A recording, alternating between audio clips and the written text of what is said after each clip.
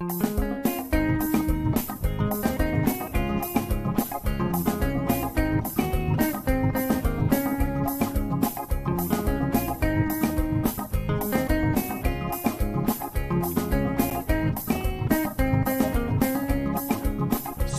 all the time is here with a cold heart true. She's the ears and the eyes for me and you. Every day, everyone want to hear from Sandra.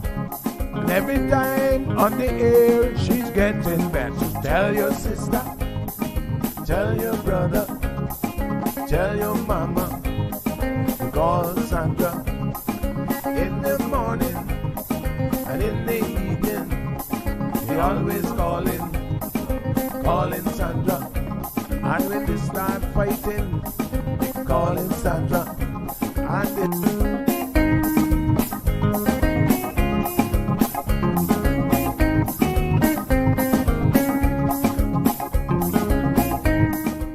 That's right, folks. Everyone is telling their mama about the cold hard truth. Welcome to another episode with more truth-telling, more problem-solving, and of course, more tea spilling than ever before. Sit back, students, grab your tea and turn up the volume because class is now in session. Call in at 936-2626 because your voice matters. Share your opinion on issues that matter the most to you.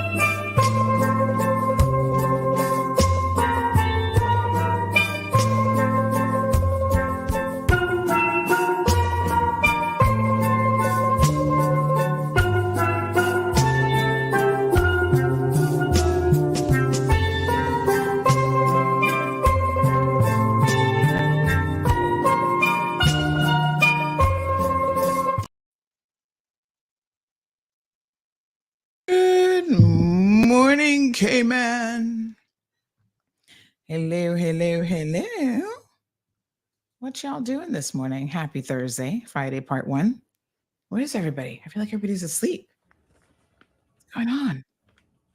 Don't worry, I got something to wake y'all up here shortly. Mm-hmm. Good morning, Radio Land. I know you guys Aaron Brown on the drums right there. Stuck in traffic. Yeah, killing it over there. There we go. Mm-hmm. Good rhythm. I'm on the... Loving that. Yeah. Toto and Africa. I'm on the, what is that, the xylophone? It's one of those songs you just can't help but sing when it plays. So good. I mean, we both were I bless the rains down in Africa. Yeah. I bless the rain. My gosh.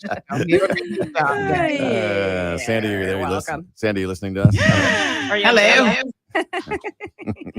Uh-oh. You like our free Looks concert? like they're frozen. We're frozen. You saying my name, and then all of a sudden, irks. Are we You moving? got frozen there. Oh, Are are we we back? back? Hello, Blake. Hi. Are we back? Hi. we're Hi. back. All right, What's going on? Oh, there you are. Let's officially play the news opener. Here we go. It's All right. 7:29. Big news. I have some important news for you. Interesting news. It's Blake and Aaron's Spilling the Tea with Sandy. K-Man's top news headlines of the day from CMR. All right, what do you got for us this morning on this Thursday? Hello, good morning, Blake and Aaron. How are you guys doing? Good. Yeah. How are you? Yeah, not too bad. All right. So we got quite a few things happening in the penal system, the court system. Lots Yes, of we do. cases, yes. So one of interest is there's another fentanyl case. I know we've talked about one more recently that ended with a conviction, but there's more. So a couple is being charged with, and their trial has began, being charged with importing some 5.2 grams of fentanyl and over Whoa. 3 pounds of ganja Wow. using FedEx of all things. Ah, And yeah, FedEx? Are you Wow. serious? yeah, it's pretty wild. okay. All right. And also laundered $80,000. Ooh. So they have denied the allegations and are pointing the finger at each other. Well, That's got to be the oldest offense in the book. Wasn't Yeah. me. yeah, it was them. Wasn't me. It was him. I didn't know No, anything her. about 'em. Yeah. All right. So we're going to break that down because it's a much more interesting story for other reasons as well. Okay. All right. So the government is looking at some changes to the firearms law that they're hoping will cover 3D printed guns. Makes sense. Yeah. It's interesting, except someone messaged me and said, hold on, Sandy, this might be a problem because what they're outlawing isn't the 3D printed guns themselves, but the printers. And they're like, 3D printers can be used for a lot of different things. Yeah. No, that's not. Mm-hmm. 3D printers are used a lot more. Yeah. now, And but there's already 3D printers here where people are using them. yeah. Yeah, you just can't make a gun. Yeah. Exactly. Yep. So Or firearm. we're gonna explore, or anything illegal, I suppose, but we're gonna explore that a little bit as well. Take a deeper dive. Yeah. We want to extend our condolences to the family of Mr. Richard Powell, 54-year-old Jamaican national who passed away under quite sad circumstances.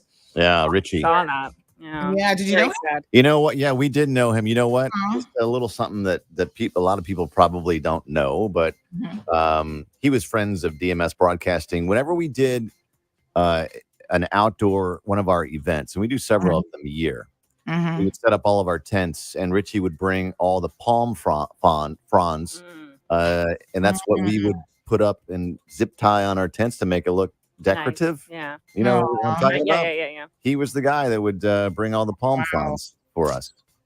Oh It's man. very So- sad. The way I understand is like he jumped off a boat, missed the dock, hit his head, and then nobody knew CPR. Yeah. Is that- I mean, yeah, really, really sad situation. The Coast Guard and Rescue Coordination Center said that they received a report of a man being in distress in the waters off of East End, and that the vessel had run onto the reef, and there were 2 men on board. And at that time, they said no injuries were reported. However, by the time that they got to the vessel, they found that the tides were rising, and apparently they're saying the guys couldn't remain on board. So they tried to free themselves. My sources outside of, official sources said that Richie couldn't actually swim. And so something happened where he entered the water, trying to, get to a tow line, and actually had sustained a head injury, which was fatal. No. Mm. That's so sad. Mhm. Well, I think it knocked him out, and then Yeah. by the time they got to him, he drowned. Oh man. So, unofficial sources said that first responders who got there, not when I say first responders, I mean like the police, that they didn't know CPR.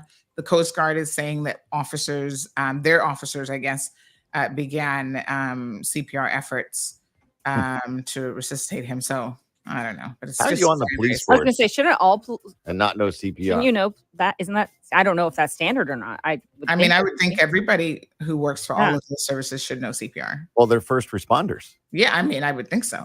Yeah, I mean, interesting. even before paramedics arrive, Yeah. the police are the first on the scene. That's what happened when my father-in-law had a heart attack. My sister was doing CPR, and the sheriff was the first responder before the ambulance, and he took over CPR from my sister. Wow. Yeah. And saved his life. My sister did, but he continued to, and it was one of those. Is Yeah, it it was one of those. It's very taxing actually to be doing CPR, and sometimes you need a relief. You need somebody else to assist. Yeah. So pretty wild, but our condolences. Such a sad situation. Really, I heard he was a super, super nice guy by all accounts. Well, I have a breaking news story before you. Oh, Okay, and I have one too. I have a feel-good story. oh my Well, gosh. Yeah, we need a good story. Well, this is breaking news for you, Sandy. You're hearing it first. Oh. Somebody at DMS Broadcasting was put in handcuffs yesterday and taken to the police station. Oh my gosh, who was it? Are you breaking this news to me too? Yeah. Aaron doesn't even know the story. No idea what we're talking about right now. Yep. In DMS broadcast. That's right. Yep. Okay, what happened? Good news or bad news? So there was a RCIPS officer that came to the radio station yesterday. I miss all the fun. And he was here actually just to talk to a friend. And Dave Kelly, who was joking around with the officer, said, yeah, I've never been in handcuffs before. Oh, okay. And the officer said, okay, and put the handcuffs on Dave. And then just took him. Oh my gosh. No. And then was like, oh, I don't have the key. And Dave's like, are you serious? Good one. That's a good one. And he's like, no, I really don't have the key. No. And so he's like, you're going to have to come to the police station. What? So he takes Dave downstairs in handcuffs, Puts him in the police car. In the back or in the front? He's put him in the front. Okay. But we have video of this. Took him to the police station, and then another officer unlocked the handcuffs. And then the officer said, oh, no, I just got a call. I got to go. I got to go to another scene. And Dave's like, but wait. I need to go back to work. How am I supposed to get back to work? He's like, sorry, I got to go. Oh, he left him at the police. So he had to call you for a ride? He called me for a ride. Oh, that's hilarious. Oh, Literally hey called boss, me for can a you ride. come pick me up? So the lesson there, folks, is be careful what you ask for. That's funny. Well, that is really funny. Yeah. I have a story that I know that Sandy is reported on, and finally there has been justice for Wilbur. Yes. The man is going to jail for 5 months for animal cruelty and Filipino national, and hopefully will be deported immediately afterwards. And this is a monumental case, like for animal cruelty on this island. Yep. So yes, I forgot to mention that one. Yes, that is huge. So and I mean, I've been close to the story since basically he was rescued, like pretty much that hour, and just very, very excited. The news is fine. This is finally something that's what you're with saying animal is cruelty. Justice served. Is what you're saying. It's a start. It's a step in the right direction towards animal cruelty on this island. Yep, absolutely. I agree. All right, Sandy, we'll see you tomorrow for Friday headlines. Yep. Yes, sounds wonderful. You guys have a good one. You too. All right, Friday. Good morning, everybody. Trying to get my peeps woken up. I see y'all coming in. Y'all streaming in now. Everybody good? Hello. Good morning. All right, let me just send out my links to everybody in WhatsApp. Please don't forget, if you have made a request for WhatsApp to be added to the list, the news list, and you haven't been added, just please re-message me. Send the message again. Ping me again, because sometimes I get so many messages, it does get lost a little bit. In fact, right now I have 91 unread messages in my WhatsApp. I try to go through and catch up. Like I'll go on the computer and I'll sort them by unread messages. So I've got to do that, because that's a lot. Oh, hopefully none of those were urgent, honey Jill. But y'all know, if you need to urgently reach me, just keep messaging. All right. So good morning to everyone. We got a couple things we're going to be talking about here this morning, including marriages of convenience. But I want to start off the show this morning about why I don't keep cash on me. You guys have heard me say this before, that more often than not, you're going to see me sometimes not even with a wallet. You'll just see me and I don't have a wallet. I ain't got a handbag. I ain't got nothing. But I do not like to carry cash for more reasons than one. One of the reasons that I don't like to carry cash, gather around children, because this happened to me yesterday, had me in a bit of a panic, honey child. So one of the reasons that I do not like to carry cash is because I'm not really used to carrying around cash. It causes problems for me. So sometimes I'll set it down and I'm like, where did I put that money again? I can't remember. Okay. It's happened before whoever like found money. And I'm like, oh, what was this from again? Where did this money go? Totally like just oblivious. And that's not a good thing. Trust me. Auntie needs her little money now. We got some bills to pay. Gotta count those coins, honey chair. So anyway, and you know what old people tell you? If you drop a penny or 5 cents or whatever, you better bend down and pick it up, because you can't be pretending like you don't need the money. That happened recently to somebody. I forget where he was. I can't remember if he was here. I think he was here. And he dropped some coin. Yeah, I think it was in Price Right. And I said, sir, you dropped like 5 cents. Aren't you going to pick it up? And he's like, no. I was like, I'll be picking it up for you. Thank you very much. And I'm not fond of coins either. But anyway, so look, yeah, Auntie had some money yesterday. Look, y'all got to hear it, because I was actually joking with Marlon, because like I said, I don't normally have cash. And I was joking with Marlon when I was driving. At some point I was in the car and I took a picture before I took off, obviously. And I sent him and I said, look, Auntie look, I've got some laptop money. And he laughed. I said, yep, I've been working hard and twerking today. It's an inside joke. For my little money. And he laughed and he said, yeah, you better give me that money. Come and twerk over here. Mm-hmm. So I knew exactly how much I had, because I went to one customer yesterday. He gave me $750. I counted it. Sometimes I don't even count money when people give it to me, which is not good. But I counted it because he counted it. And then he's like, oh, but I took out $750. But I think I'm only supposed to give you $650. I said, no, sir. You're supposed to give me $750. So please hand over that next $100. So he's like, oh, okay.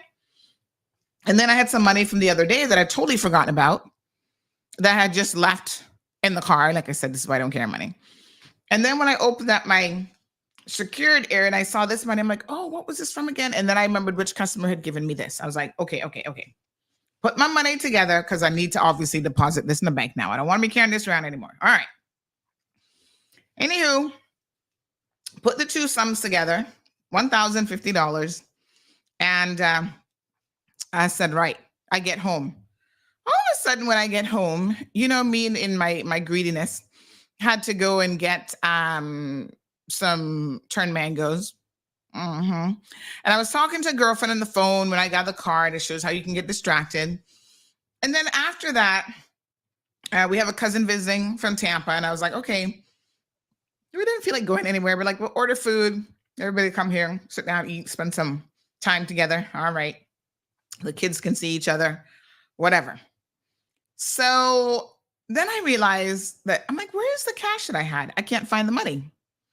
Honey child, I was digging through my bag. I went through the bag about 4 times, because this has so many compartments and holes and whatever. I even found my Pepto-Bismol tablets. Wasn't there. I dug into both wallets, because for some reason I have 2 wallets in here. So I was looking in this wallet. This wallet don't have a single dollar in it, because like I said, I don't normally carry money. Bunch of receipts and all kind of foolishness. No money to be found. Ooh, I have a Burger King thing I better scratch off. Oh yeah, might have won something. By the way, I won some money in the lottery the other day. I'm going to tell you all about that too. All right, so I'm looking. I can't find my money. I look in the next wallet. I look in every hole. I look in the side pockets. Can't find this money. I go back to the car like 3 times. I go pick up dinner. My brain is like, where did you put the money? I said to Marlon, check the camera. He's like, well, looked like you had the money in your hand. I said, well, that's what I thought. I mean, because I didn't really make any stops where I would have taken the money out. Like I picked up Gigi and I came straight home. So I'm like, I must have the money somewhere. And I am looking. Did I drop the money out of the car? Listen, I was panicked about this money. I said, okay, go ahead and grab the SIM card out of the dash cam. Because the dash cam has an internal camera. You guys know I've told you the awesomeness of these dash cams. Internal camera, front and rear camera, 3 camera. I'm like, this is going to show me whether I had the money or not. All right. So we're starting to, Marlon's like, well, look for it later. You're stressing me out. I'm like, this is a lot of money. I need to find this money. I go now. So in the kitchen, we have like the big garbage bin. And then we have on the second little sink, Miss Stacy has a little, it's actually supposed to be a vegetable washer thing, but then she puts it sits in the sink. And then she puts a little bag there so you can put, like, if you're peeling stuff or just whatever, you put garbage in that, you can seal that and then put that in the bigger bin, right? So I go over there to throw something away. And I was like, oh, you know what else I had in my hand when I was getting out the car? Because I was taking stuff out. Some chips. You know, those plantain chips, the spicy and sweet ones. I love those. So I'm like, yeah, Gigi had asked for some because I'd bought a bag and she had asked for if she could have some. And I remember now more details of how I got out of the car. I'd put garbage in the chip bag, right? Because I'd used some wipes and I'd put that in the chip bag, trying to get her out with, you know, her backpack and this and that, whatever. Guess what? I said, maybe I put it in there. And I start looking in there. As I'm looking in the garbage, I find the money. It wasn't in the chip bag, but apparently I had like 2 chip bags in my hand, the wet wipe, which I put in the chip bag, and the money must have been like, all this must have been in my hand. When I came in, the first thing I did was put my bag down, went to the garbage, threw everything in the garbage, including my wad of money like this. Let me tell you something. Somebody at DEH would have been very happy if they ever found this money. I was like, OMG. I grabbed out my money real quick. I was like, what the heck? I threw money in the garbage. What a thing. So this is a lesson as to why I do not carry cash, right? Luckily, it was at home. Oh, my goodness. Nope. No cash for me, honey child. I'm going straight to CNB and deposit that money first thing this morning. Wow. I tell you. Hello. Hi. Good morning. Good morning. How are you? What a hot mess. I'm good. Listen to me. You see that money that you nearly throw away? Oh my gosh. I think that would be money well spent. If you go out there and you buy every single one of those men that beat that little boy with his own prosthetic leg. If we buy them a drink, those men deserve a drink. They deserve an honorable mention. They should be. Listen to me. I never felt so proud. Oh my God. To be a Caymanian than when I saw that video.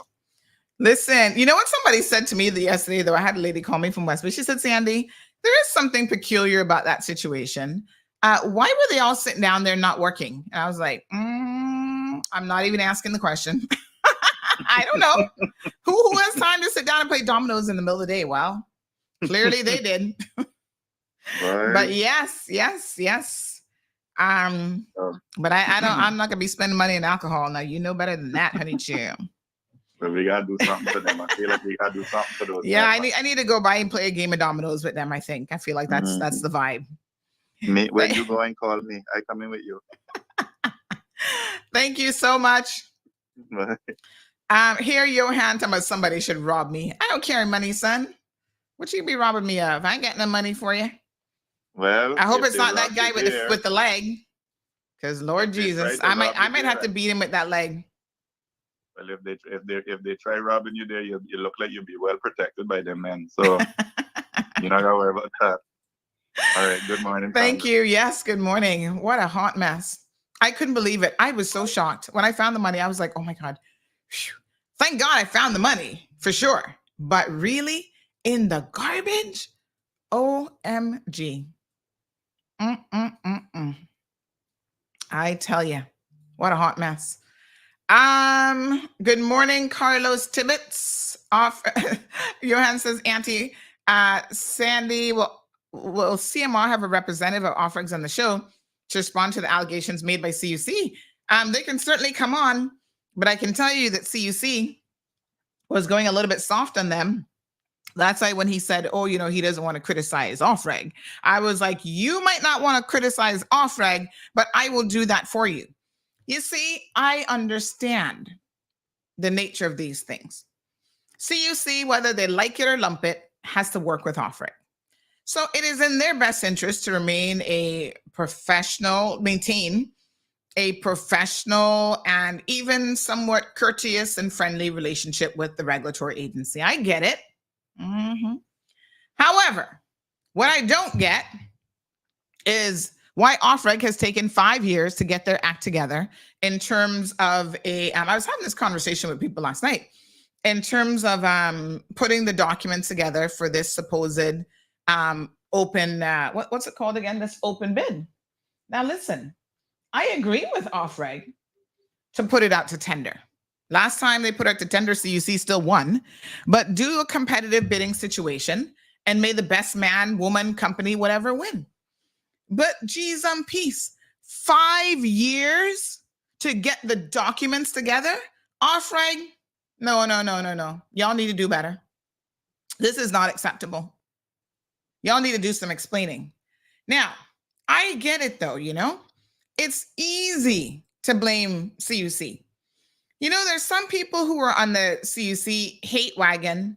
Like they're like, I don't know what the hate wagon is supposed to be, but they're galloping. It's like, yeehaw, we're galloping into the sunset. And I'm just like, people have different reasons why they don't like CUC. Some of y'all don't even know why you don't like CUC, except that it gets you more comments on your posts and more likes than anything else. Isn't that something?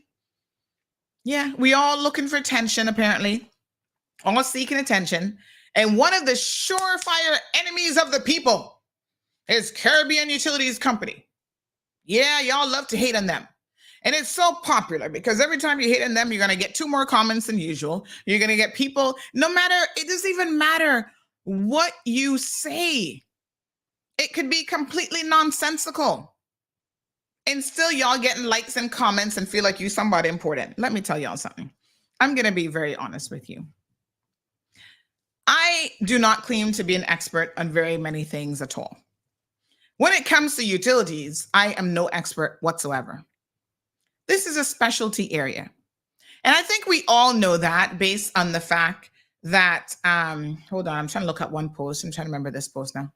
Based on the fact that the OFREG, the regulatory body, has to go to CUC. Y'all heard what he said yesterday? Go back and listen very closely to the show. That they're asking them what they should put in the frigging documents for tender. That's because I don't care how qualified they are. If they're not in that business, there's a lot that they don't understand. Now, the OFREG board is one of the few boards that the government does require you to have some degree of qualifications. Remember, I think we mentioned this before. You actually have to apply. So the OFREG board, you can't just be appointed by these MPs, which is normally how most boards work. You actually need to have, like it'll tell you, you need to have, a degree. They're looking for this type of degree, this, that, whatever. They're looking for qualifications, and they actually pay you accordingly. However, there's still a specific industry that 99.99999, in other words, nobody on that OFREG board understands when it comes to utilities because they don't have that experience. Not for nothing. But this is where somebody like a Arden McLean would probably be useful on the board, because I can't remember what Arden's position was, but he used to work for the utility company.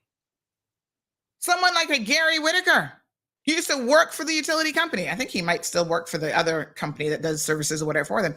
These guys understand a bit more about the industry than lawyers and accountants and wannabe politicians and all these other people. Listen, I'm not taking anything away from those people. They are qualified in their own right in those professions. But when it comes to the world of utilities, I'm not so sure. And there are people who have a very, very specific agenda when it comes to, their narrative on utilities. I'm sorry, but if you have a business that is going to benefit from cussing CUC, talking about CUC, whatever, I take everything you say, just like with CUC, with a grain of salt. And you got to come really, really good. Because there's certain things that are being said out there that are completely nonsense, complete misinformation, and people don't pick it apart. They just accept it because this person has said, okay, I'm an expert in this area. Okay. So I saw a post that kind of caught my attention. There's a lot of posts. This one said, I'm so sick and tired of CUC messages, emails, and threats. Let me just stop there. You know, sometimes y'all gotta pull back a little bit. If you think that CUC has threatened the people of the Cayman Islands, like that's a very strong word to use. What is wrong with you? They have tried to preemptively advise the people of Cayman that this year of all years, things are going to be rough. Okay? To call that a threat shows a degree of ignorance, in my honest opinion. What's threatening about it? You know, perspective is a hell of a thing. They're telling us, be prepared because this may, like he said, we're not saying it's definitely going to happen. We're saying it may happen. And y'all talking about the utility company threatening you? Well, here's the good thing about CUC. You don't have to use their services, you know? Turn the AC off, turn the fans off, turn the power off, go sit in the bushes and do something else. You all act like this is a necessity. In fact, there's so many people around the world who don't even have electricity. Y'all need to go hush. Y'all are too ridiculous. And then I love how everybody's an expert on solar. It's unacceptable, says this person, to continue relying on non-renewable energy sources. Oh, yes, because now you're an expert. I'm sorry, but you have to understand that when people say this kind of stuff who barely have a high school degree, I'm not trying to, but you're no expert on solar. You're no expert on renewable energy. You're no expert on nothing. And the fact that you can go on to talk about the sun is the country's main and most reliable source of energy, and yet we're paying exorbitant, which she's misspelled, but never mind. Bills. What is this? Bills. What is that supposed to be? Bills something to this company. Bills. What's that word supposed to be? Anyway, so you got to use spell check a little bit on those two words because I don't know what that's supposed to mean, but I think I got exorbitant and then bills something. It's time to implement solar panels in all housing. Okay. We've talked about that, and you need to explain to me exactly how you're going to do that. You saying you can't afford to ignore this pressing issue any longer. We cannot afford it. Okay, that's fine. How are you going to afford solar panels? And you, young lady, again, let's pick sense from nonsense. You don't even have a house. So putting solar panels on a home is going to help you how when you're renting from people or staying with the boyfriend this month or whatever the arrangement is. Explain it to me, right? If we're going to put solar panels on all homes, do explain to me how you're going to achieve that feat. Are you going to tell landlords that they have to pick up the expense? Remember now, there's a lot that goes into this because there are some roofs that can't even take it. I told y'all when we purchased our home, it was a brand new build. And then come to find out our roof still couldn't handle the solar panels. We had to go out there and reinforce the roof, more hurricane shot, more this.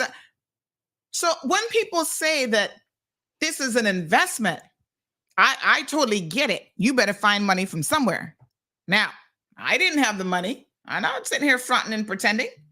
I did not have the cash, but thank God I had CNB. Good morning, CNB Loans Department. Those are my friends. And I said, well, I'm in for a penny. I might as well be in for a couple pounds. This is the beginning of the mortgage. Tacking on this solar thing, well, it probably not going to make much difference in my monthly payment. So let's do it. And CNB said, okay, honey, chill. You got enough debt service ratio left. We can squeeze it in and adjust the mortgage. That's how we made it work, right? It's not like I just had this money laying around. No. And then I was like, oh man, now I got to go reinforce the roof and I got to do this and I got to do that. Oh my God. Planning. You see, y'all talking about, let's just throw solar panels on every roof. Y'all don't know what is even involved in the process. I think it took us about 7 or 8 months to get our solar panel, to go through the process. Yeah, planning's involved. electricians and structural engineers. And listen, it's good to have all of those things done because as they said, when the structural engineers came, they said, "Oh, honey child, if somebody had just put those panels on your roof, that roof would have gone flying off during the first little storm."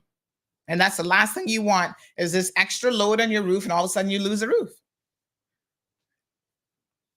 And as much as I love solar panels, y'all still don't understand that that is not going to take you out 100%. So I heard y'all yesterday, "Oh, well, I want to come off the grid."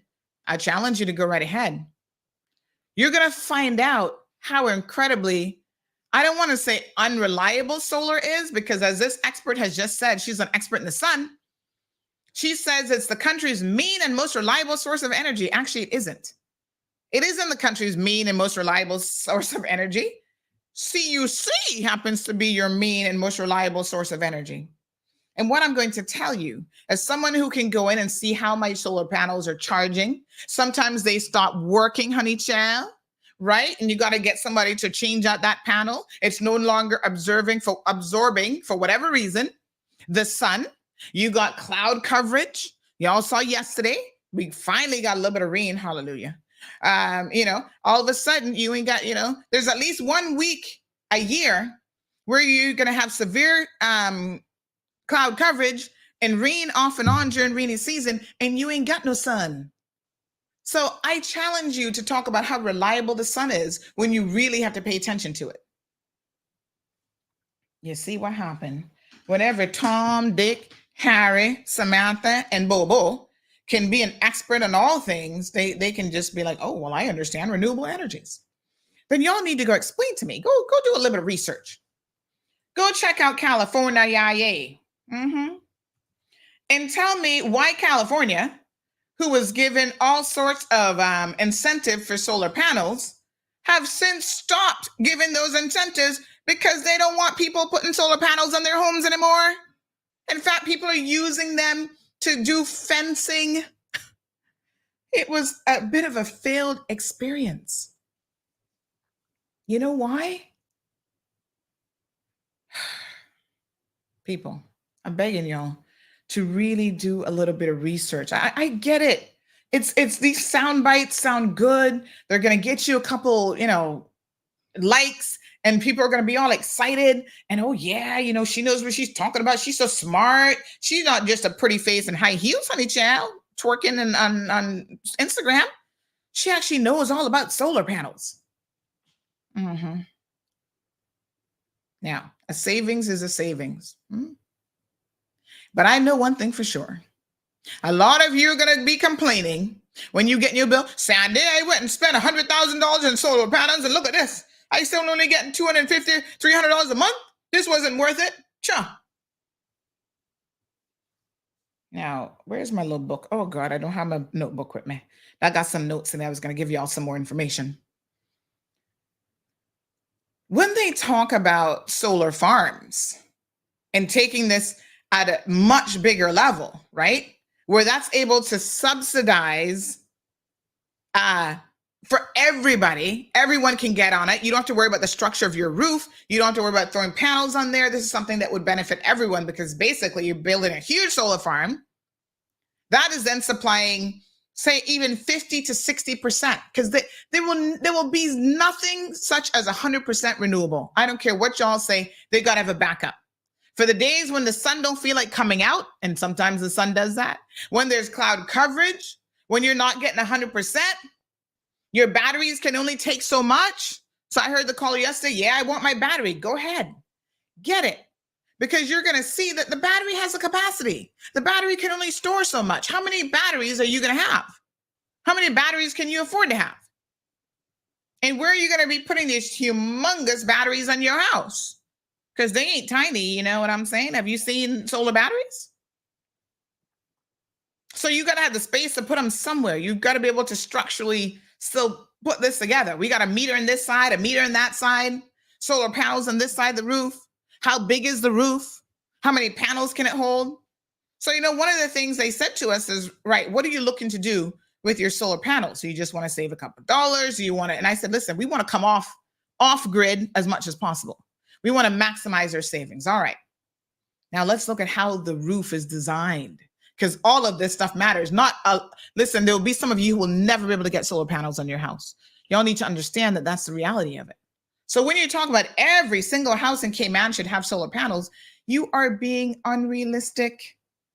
That's not possible. Stop talking nonsense. Because all you're doing is confusing people. Okay? It's time to implement solar panels in all housing. Yeah, that sounds good, but it's not practical. I'm just saying. Not rooftop solar. So, when they looked at the design of the house, they said, well, to try to maximize what you're going to get from the sun, we need to come on this angle.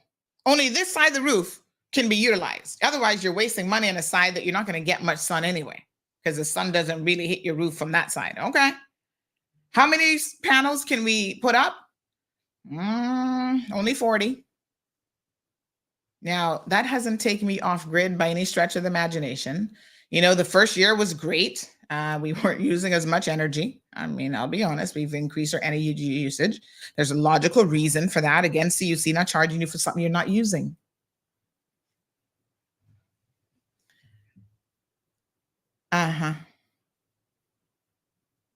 I'm not here to unfairly castigate anybody.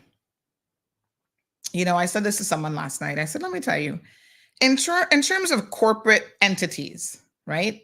We seem to sometimes have unrealistic expectations. CUC is a privately owned company, publicly traded, privately owned, so you can go buy stocks and whatever, okay? I don't have any stocks in CUC, but I'm aware you can go on I don't know which stock exchange. Is it the Cayman Stock Exchange? One of them, and you can go buy CUC stock. But the things that people say about CUC sometimes really shocks me quite a bit, I'll be honest with you. And then you have this expectation because the first time y'all need something, the scholarship, community, events, money, whatever. And I said, stick a pin. Where's my notebook? Miss Stacy, bring my notebook for me because I want to spew some facts this morning. This is the one on the counter, Miss Stacy. The two notebooks. Bring my little black books for me. Cartel hearing again today. What a mess. All right, let me get those notebooks. Because when I tell you that CUC employs, I think it's about 83, 84% Caymanians, and those are Caymanian families, right? That have decent jobs, have advancement opportunities. They're not a company that skimps on staff. They have more women hired in management than most other companies here in the Cayman Islands. I think they're in the top whatever percentage. These are really important things. They're an integral part for some 60-something years. They have become an integral part of our community. These are Caymanians, you know, that are the CEOs, the technical people. You would think that they're sitting down in some little room about, oh, yes, let's threaten Caymanians that we're going to be shutting off their power now, and this is going to make us so happy, and we're going to love doing this. Those are your cousins, your family members. I have a cousin that works CUC. I think he still works there. He's in the IT department, right? I've got friends, you know, when they're sick and they have cancer and whatever, CUC is giving them the time off that they need, the assistance that I think some of y'all are just absolutely ridiculous about how you want to talk about this company. Instead of y'all pointing out some of these other companies who ain't doing jack, you know what, for Caymanians. They don't want to hire Caymanians. They don't want to train Caymanians. They're not giving anybody no scholarships or anything else. Why didn't y'all go and talk about some of those other private entities that are doing the most? Because it's easy to pick on CUC. Good morning, caller. Hey, morning, Sandra. How you doing? Not bad. How are you? This is James Whitaker from Green Tech. Hey, James. How are you? My WhatsApp were blowing up to give you a call. Okay. I just caught a bit of what you were saying just now. And you were asking about, you know, how can everybody have solar and how can people who don't have a roof have solar? I'm happy to explain exactly how all of that works. Okay. So first of all, James, you said you're from Green Tech. So people need to understand that you're obviously in the business of doing solar installations on rooftops. Sure. Yeah. Yeah. Okay. So in addition to Green Tech, I'm also the president of the Solar Association, and I'm also the chairman of the Government Energy Council. So I wear a lot of hats. Mm-hmm. So happy to answer your questions for you if you have any. Yeah, go ahead. So how can everybody get solar? Obviously, one of the big barriers to renewable energy is the upfront cost, right? These are not, you're building power plants at your house. These are not small things. So these are $20,000, $30,000, $40,000 systems. That would be your minimum cost. Sure. Mm-hmm. I mean, a 10 kilowatt solar system for a core right now is about $30,000, somewhere thereabouts. Mm-hmm. So, for people that have the money to spend, great, you can pay cash for it. For people that have equity in their home, you can go to the bank and borrow it, but not everybody has that, right? In fact, I would argue a majority of people probably don't have that. Mm-hmm. So one of the ways that we've been pushing, and there's quite a bit of support for it, the new National Energy Policy now speaks to it directly, is what we call on-bill repayments or on-bill financing. And so that is the idea of using CUC's billing system, which is the only billing system in the country for all electricity users. And then the payments that you're generating from your solar get split between yourself and your lender. So if your lender loaned you $40,000 over 20 years at a fixed interest rate, and your solar was producing $400 a month, $200 a month would go to your lender, $200 a month would go on your bill. The reason that makes solar available for everybody is because the lender is no longer taking the credit risk of the person. The lender is betting on the system, not the person. So you could have no job, no income. As long as you have a roof to put the panels on, we have sunshine all year long.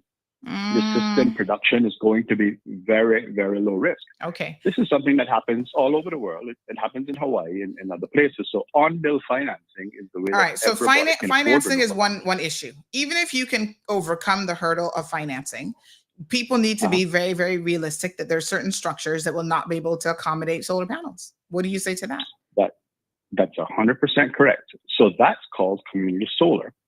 And so when you take the financing and you match it with community solar, people who are renters, you don't even own a house, or your house is such that you can't have solar panels because your house isn't even hurricane rated.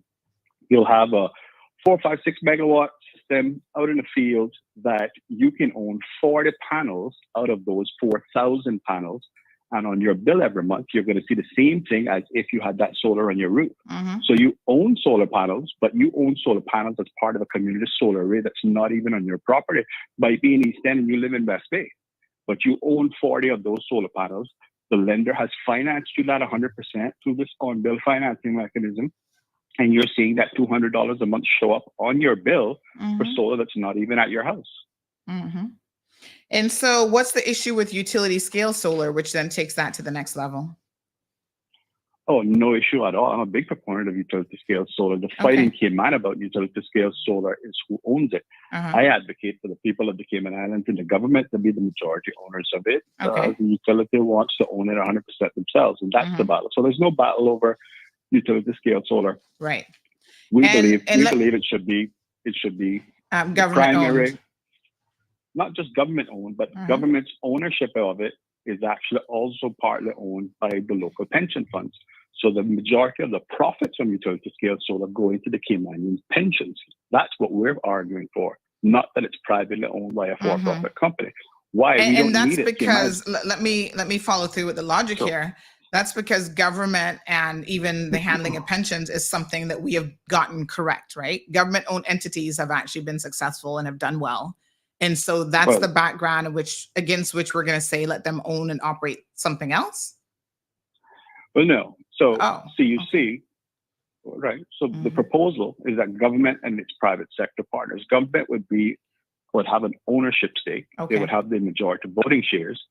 But my advocacy would be that CUC operates these things. So government does not operate them. CUC operates them. So I have no issue whatsoever. For example, if the government owned 51%, and let's say half of that was owned by local pension funds, so half of that goes into the pension funds, then 49% was owned by CUC. But CUC owns, CUC operates the facilities. Government has no input into the operations. Government is simply a voting shareholder, the majority voting shareholder. CUC operates the facilities. That's the best of both worlds. All right. Why? So let me CUC use another example, right? Of where, I mean, that's a very interesting model. And I'm trying to think of where government has done that successfully in any other. Do you have any other examples of where the Cayman Islands government has actually made that model work, where they own something and somebody else is operating it? Public-private partnerships between Cayman government and somebody else. I'm sure they're out there, but I can show you this model I mean, working just give in me, other jurisdictions. all I need is one example from anybody. I mean, other people obviously listening to the show, because I'm thinking, for example, things that government own, Cayman Airways, in debt, even Radio Cayman, they own it, and then it's supposed to be profitable at the same time. So they have this hybrid model that nobody really understands. And then because they own it, they feel like they can get on the radio station and talk about they're going to inject additional capital because this is one of their assets. Although it's a failure, they can't, they have no real mechanisms for judging how successful it is. I mean, I just need at least one example of where government, this private partnership that you're talking about, private-public partnership, has been successful. Because we know what happens when government gets their hands on businesses. Well, I don't think there's an arrangement like this because I'm not proposing that the government runs it. No, but I understand what you're saying. I'm even talking about just the ownership of it, right? Once government owns something, and there've been lots of reports over the years from a financial perspective to say, make this be operated by private entity or even government shed ownership of a lot of these things. So now you're suggesting, against reports of Deloitte and Touche and all these companies that we paid millions of dollars to tell us how do we get government, coffers back in good shape or in some kind of shape, instead of spending $1 billion a year and we wonder where the heck the money is going. One of the recommendations is to get rid of ownership of a lot of stuff. Why is government owning this, and this? Get rid of it. So you're saying that, and just this is the overarching question now, is that government should get into the ownership of a utility company? No, what I am suggesting to you is that government should have a voting stake in critical infrastructure. They were going to do the same thing with the port, right? Government was going to have a public-private partnership with the cruise lines. The cruise lines are going to operate the port, right? So what I'm suggesting to you is that government don't have this as a quote-unquote government business. They don't run it as if they would run Cayman Airways or anything else that government quote-unquote owns and operates. Government would have a voting stake, and CUC or a private entity that's experienced like CUC would operate it, right? So it's a novel approach. So I can't say that it's like Cayman Airways and these other things, because it's not. Government's not doing the operations. Government simply holds the voting shares. In fact, government wouldn't need to pull $1 out of their own coffers in order to have those voting shares. They could actually get that money from the pension funds and a green bond. And there are plenty of ways for government to raise that capital that doesn't actually come out of government coffers. So the question is that the best fit for Cayman, so that 51% of that revenue is either coming into government coffers or coming into local pensions, and the people of the Cayman Islands have a voting stake, the majority voting stake in this critical national infrastructure. So it's really a conversation about critical infrastructure. If you don't consider electricity, I do, but the port. I mean, I consider roads a critical infrastructure as well. And we can see how great of a job government has done in relation to that. Well, let's think about that. So government, quote unquote, owns the roads, right? You and I would probably disagree on that. But Island Paving does I'm just talking about getting anything done. It shouldn't take 30, 40, 50 years to build a road. So once government gets involved, all of a sudden it's like everything is dumbed down. No decisions can be made. There's always this political tint, even if government just owns it or partially owns it, right? Do you think if government owned 51% of a company, of a utility company, the CUC is going to be able to run it and make corporate decisions based on, good governance and good principles? There's always going to be this overarching political interference. Well, what I would say to you is for many years, it was government who sat on the board of CUC when CUC had up an off the prior to 2008. It seemed to work okay. Sitting on the board, having a member on a board versus saying, I actually own something. And so you're going to do what I tell you because I own the majority of this, I think are probably two very different things, though. Yeah. Well, let's do the flip side of it. Okay. And so this is, kind of, so you understand the whole situation. So the flip side of it is, hey, let's just put out public tenders like everybody else does, which is a common thing for industry. So they're going to put out an RFP. Everybody in the world is going to bid. Can you tell me why it's taken government 5 years, over 5 years now, to just get RFP documents together for this additional generation that's needed now to keep the country running without the potential of rolling blackouts? Why has it taken off-reg all this time? Well, one of the few things that CUC and I align on is that off-reg has been way too slow. And if you think CUC has been critical of them... well, CUC hasn't been critical of them at all. And this is one of the issues that I had yesterday. And I, like I said this at the onset, I don't know how much of the show you caught, but like I said, I can understand why CUC doesn't want to be critical of them, because at the end of the day, this is their regulatory agency that they have to work with. And so they're trying to maintain a certain, cordial relationship, whatever. I don't have to maintain that with off-reg or anybody else. So the question needs to be asked, why, in what world does it take you over 5 years after the utility provider says, hello, we have done forecasting, we're running into some issues here, we're going to have a problem. In what world does it take you over 5 years to just get some documents together to put out for an RFP? They're not even done yet. The documents are not even ready. And yet these are the people that we're putting our faith in to try to get ish right. I'm just asking. Well, look, you're not going to get any defense from me because, like I said, I've been far more critical of off-reg than even CUC has, both privately and publicly, and to their faces. So off-reg historical has a competency problem. I can have a whole show, but I don't want to take up all your listeners' time on that. So yeah, off-reg is moving way too slow. They've got some new management now, so you got to give them a chance. Yes, because the old management was too busy trying to line their own pockets. Speaking of government entities here, threatening each other in board meetings, fighting and all this other stuff, instead of looking about the people's business. Well, and I'm going to speak to that. Okay. But I don't want to take up your whole. I don't want to take up your whole show. But I just want to address those two things. But the other thing that I wanted to address that I did catch for you is the notion that solar can't provide everything that we need. Well, yes and no. But what you do have to understand is that fossil fuel firm generation. So right now we're using diesel, right? 97% of our energy right now is being diesel. CUC's big plan is, well, let's invest a couple $100 million in LNG. So we'll replace the diesel with LNG. And so you can have right now with today's technology, with today's grid technologies, you can have 70, 80% renewable energy. Kauai already has, once they finish their final project, I think they're at 81%. But that's about as far as you can go with the technology right now, because you can't just buy batteries infinitely, right? You can't just keep buying a week, in a month, in 2 months, in 3 months.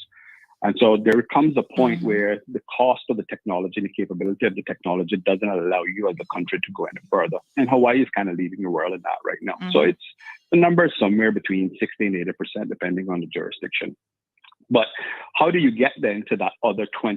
How do you get to 100% renewable energy? And why would we set a target for 100% renewable energy? And why would we keep pushing solar if it can't provide 100?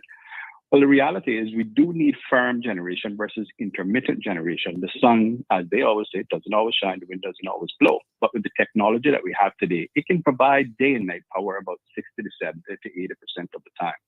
For us to get to 100%, you do have to have that firm base load power.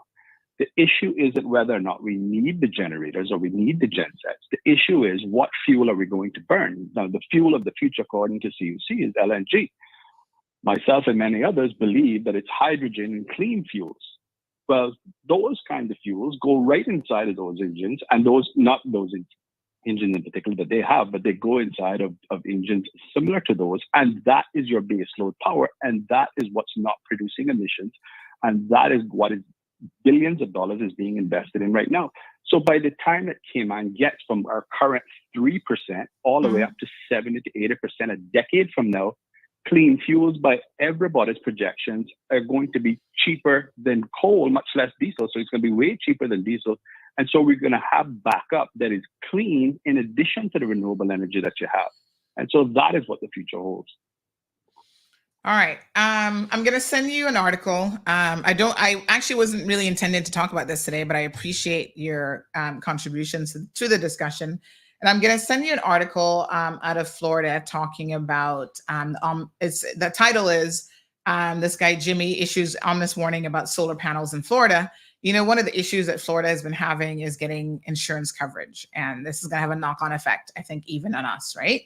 So he is the chief financial officer for, hold on one second. He's a CFO from My Florida CFO, which is a chief financial officer's office. I think this is a government position. It's an agency. So he's talking about the issue with solar panels, trying to get insurance, how now insurance companies are not even in the state of Florida wanting to cover homes that actually have solar panels on them. So I want to send this to you because I think we can certainly have a much deeper conversation about some of the issues. So for example, he says installation of solar panels has increased more than 1,000% in the past 5 years. And he says that this has opened many consumers up to the hidden costs and other snags that simply weren't informed about. And one of the biggest catches is many property insurance companies won't cover the solar panels as part of their coverage. Sometimes the installation of the panels compromises the integrity of the roof structure. I mean, I was talking about that and why there are some roofs that will never be able to get rooftop solar panels. There are apartment complexes and stuff that are too old. They just have issues that you can't retrofit it. You'll know in my instance, you couldn't have put, even though it was a quote unquote brand new build, a brand new house, you couldn't still put solar panels on my roof as it was. So I had to find money to bring in a roofer contractor to try to secure the roof a little bit more than it was, right? If I remember, it was because you didn't have hurricane straps or something like that, right? No, hurricane straps were there, but not to carry the load of 40 plus solar panels. Okay, sorry. It's been a couple of years, so I didn't remember. I know. So I'm going to send you this, and then I want you to also, maybe we can have a conversation about what is happening in California with the plunging of demand for solar panels by some 80%, and what's happening in that market and why the government has now backed away from even providing incentives for people to be able to put solar panels on their homes. But anyway, that's I'm very familiar with what's happening in California and Hawaii, and that's not actually what's happening. What they're doing is they're changing. They're now promoting solar and storage and no longer want to promote solar because they've got too much intermittent solar. So they've reached their limit of intermittent solar. So they're incentivizing solar and storage, and they're disincentivizing solar. Mm-hmm. Okay.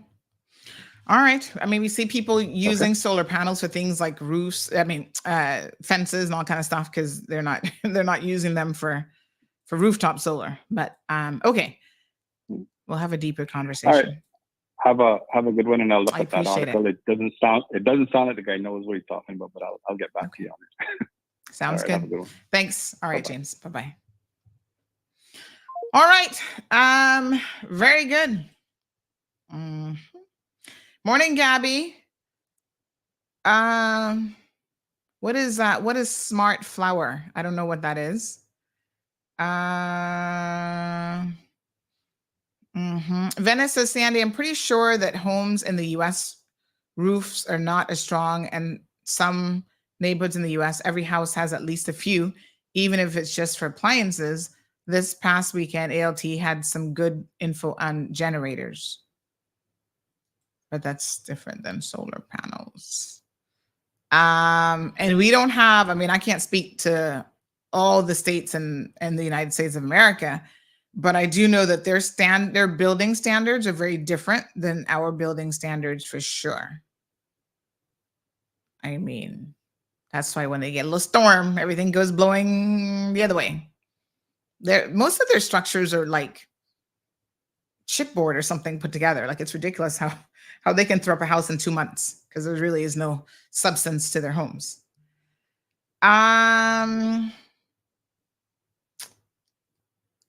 So JD says, to be fair, the Sun Hits Grant came out with approximately 985 kilowatt of solar energy daily. That's the equivalent energy usage of 32 million Americans. Economics aside, the sun definitely can be your main source of energy.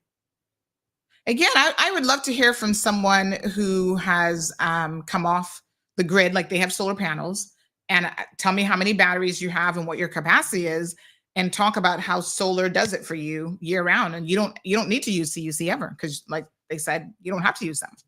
So I'm curious, you know. So Dana, good morning, says Sandra, girl, I love your style. You tell it like it is. Keep telling it. Because K-Man needs your voice.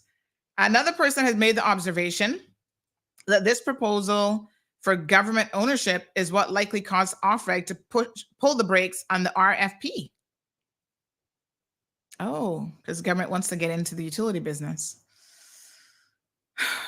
Lord Jesus, help us. Marlene says, Sandra, talk about the solar and not K-Manion staff. Should CUC be able to do what they want because they have K-Manion president and staff?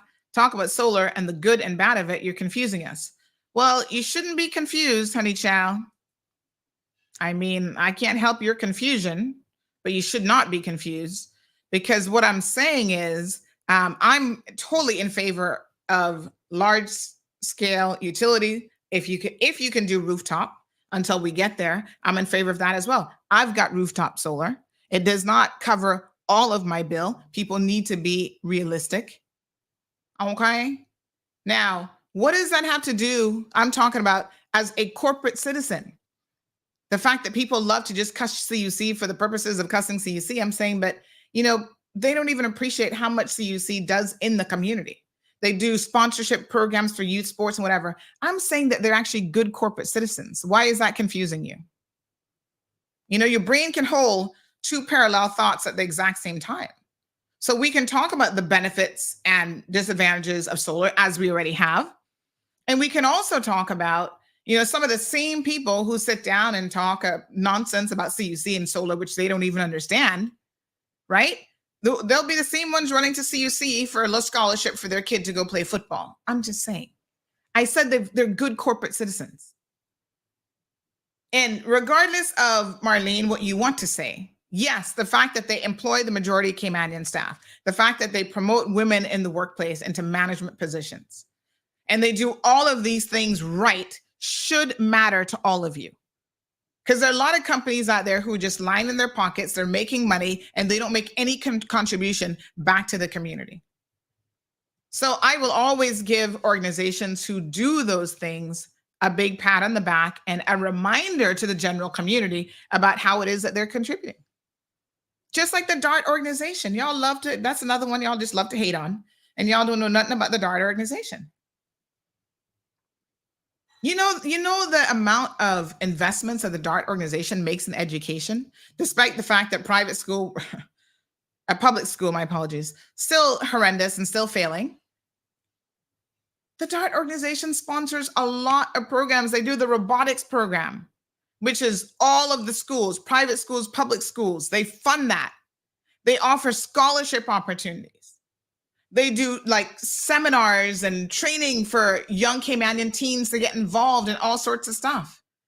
And they're not out there promoting these things, although I think that they should, to educate you all.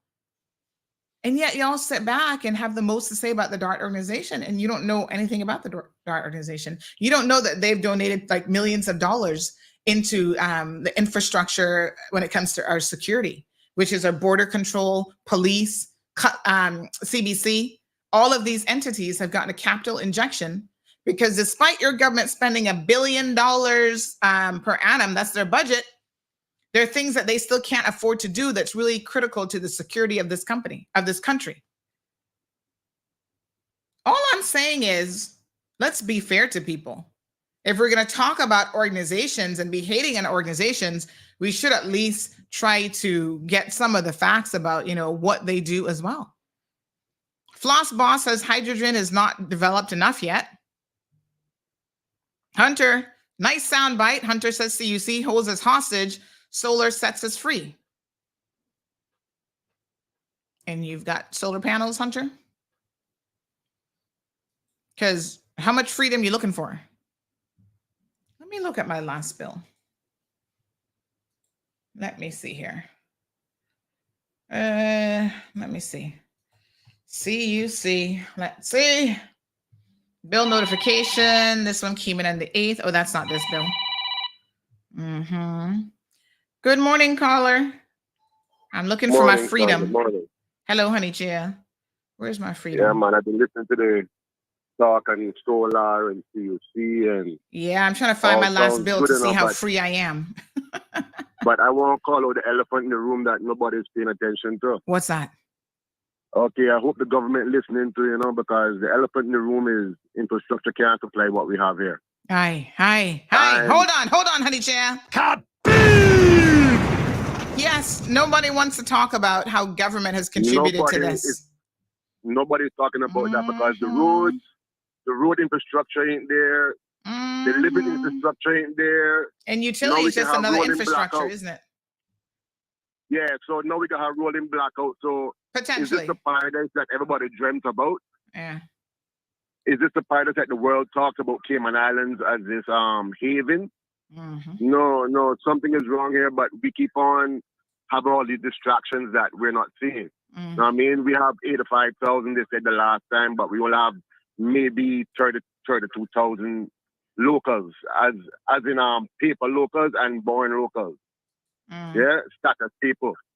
So we need to, for me, a nice solution to that is to roll that rollover policy backwards some more, because we make everybody who come here to work, we hire cheap labor because it's useful for us, yeah, but at the same time, we are building our economy with it, because we give them 9 years to, as that 9 years is up, they can apply for their residency and their status and stuff, and they're getting it, And then look at NAU. Half of them are back at NAU. So what are we importing? So we got to talk about that here. We're talking about what we're importing. We're going to talk about one in just a minute. Yep. Yeah, but we need to put it back to 5. I believe we put that rollover policy back to 5 years, so we can know what we're doing here. You know what I mean? Because look at the lands. But the locals or the young ones in school, they probably never be able to afford land, because we are making that part of the status process. So people who have never come here before, who know nothing about Cayman, buy up these lands and give it to their friends and lend it to their friends to achieve the status and residency. So the locals, we can't get nothing. So this is not good for us. So all these people who believe that more is more and more is good, we need to understand that too much of anything is good for nothing.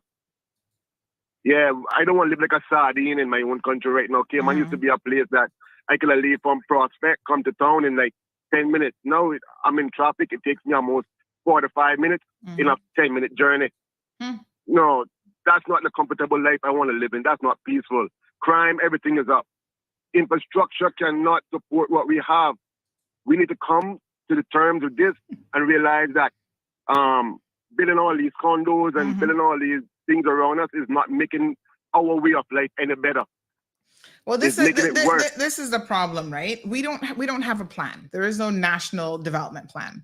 So people just go to planning, they submit an application. Planning is doing things very ad hoc. Yeah, okay, there's nothing that prevents you from building this 95 unit thing here. Another 300 something going up in Lower Valley in the next couple months. That's going through planning right now. That's going to get rubber stamped and approved. There's no vision for where we are going holistically as a country. And so you can see the big potholes that's going to, quite literally and figuratively, that is going to create. But that is, as you say, the elephant in the room that nobody wants to talk about, because it's easier. It's easier, and simplistic minds just want to go straight to, let's blame CUC for this problem. Because obviously they're the ones who are pushing development. They're the ones who are pushing a population closer to 100,000 people. And they're doing all this on their own. They forecasted it 5 years ago. And OFREG has been sitting down thinking about what to do. Well, that's why I blame the government of yesterday and today, because the same government, basically, because they have been pushing for this 100,000 without trying to get the country in order to accept the 100,000. Like, if you look around the infrastructure, we stopped building homes, townhouses, apartments, condos. Nobody wants to build a home no more. Nobody sees any money in building a home anymore. So we stopped looking for families then. It don't work. We're looking at the money. Okay, I understand years ago, Cayman, didn't have any other means of making this money apart from selling the land and selling these statuses and selling this stuff. But we can start now. I believe that we can really start now, but everybody believes that the money engine has started and we got to keep on going with it. Some things you just can't buy. Yeah. That's what we got to remember. Don't sell what we can't buy back, you know. And that's what we're doing. We're selling our peace of mind and we will never get it back. Thank you, my dear. Thank you very much. I appreciate it. So Hunter says it sets you free. I was just having a look at my bill because, I mean, it certainly depends on what your definition of freedom is. So, you know, this is all about being realistic, okay? So I'm a proponent of solar, but you need to understand exactly what that means. So when you say, oh, yes, it sets you free, you've just taken on debt of at least $40,000, $50,000, $60,000, okay? Like I said, some of y'all aren't going to be able, you go to the bank and the bank's going to say, sorry, you don't even have the equity in your home. You don't have the debt ratio. You can't do it. You know, your little business, you're not keeping proper documentation. So we don't really know how much money. When we ask you for financials, Hunter, on the coffee shop, you're like, oh, I don't know anything about financials. The bank's going to go, honey, child, we can't help you get a mortgage then because we need to see all the expenses, income, how much your waffle's making, the whole 9 yards, right? So you got to have it together to be able to go anywhere and borrow money. Okay, so here's my usage. What kind of freedom are you looking for? I still had to pay $835.57, even after my solar contribution. Now, I'm thankful for solar because that was $514 less than what I had to pay. And this is why I invite all of you to look at your bill. Because you know what? If all I had to do was pay CUC the energy charge and even their little miscellaneous fees, I wouldn't be paying no money. Because pretty much my solar generated, right? $514 minus $537. That's the energy that was used. But look at what was more than all of that. The fuel cost. It is the fuel, the cost of fuel that is killing us. That is what the issue is on your bill. And despite what you guys want to say, you blame CUC for this. Fuel is a pass-through expense. CUC does not mark up fuel in any way, shape, or form. What they pay for it is what you're going to pay for it. You're basically reimbursing for the fuel that you use for those kilowatts, and that's it. So can I really sit here and castigate CUC for this bill? I'm just asking. Okay. Well, it did go down this month, the last bill. Now, as the summer months come in, oh, honey child, here we go again. It's going to be going right back up. It's the fuel. Look at that. So Hunter says that this is your biggest bill. It actually isn't. And Raymond does not agree. Tish says cheese and crackers. No wonder you keep it at 78. Y'all sit there. I'm perfectly fine with 78 degrees. Raymond says, actually, your mortgage and rent is, but I see what you're trying to do. Then Hunter says, not everybody has a mortgage. Well, lucky you.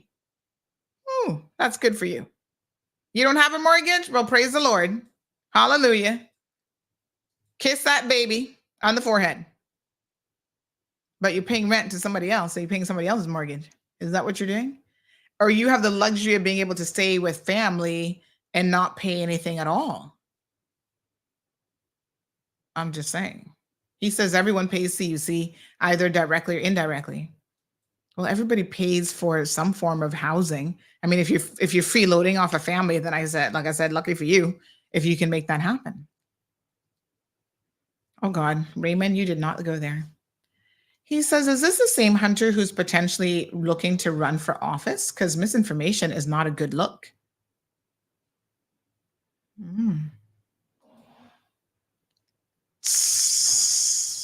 That was called a burn. Let's get in and drop CUC now, because I want the topic for the next, that'll be the topic for the next 4 weeks. KK, she's here for this. So she's like, I'm tired of this sensible conversation this morning. I I want to talk about these marriages of convenience and these damn foes on the streets. We're getting there, KK. Don't worry. We got time, honey chill. Hunter, I didn't know that you were a solar insulation expert. So he says solar panels can withstand winds of up to 160 miles per hour with proper insulation. Damien says that depends on the direction of the roof and the pitch of the roof and other, physics. Remember, we had tornadoes in Ivan, which had higher winds than 160. Look at Hunter spewing out some numbers. He says the infrastructure is already there for solar. Where is it? Did I miss something?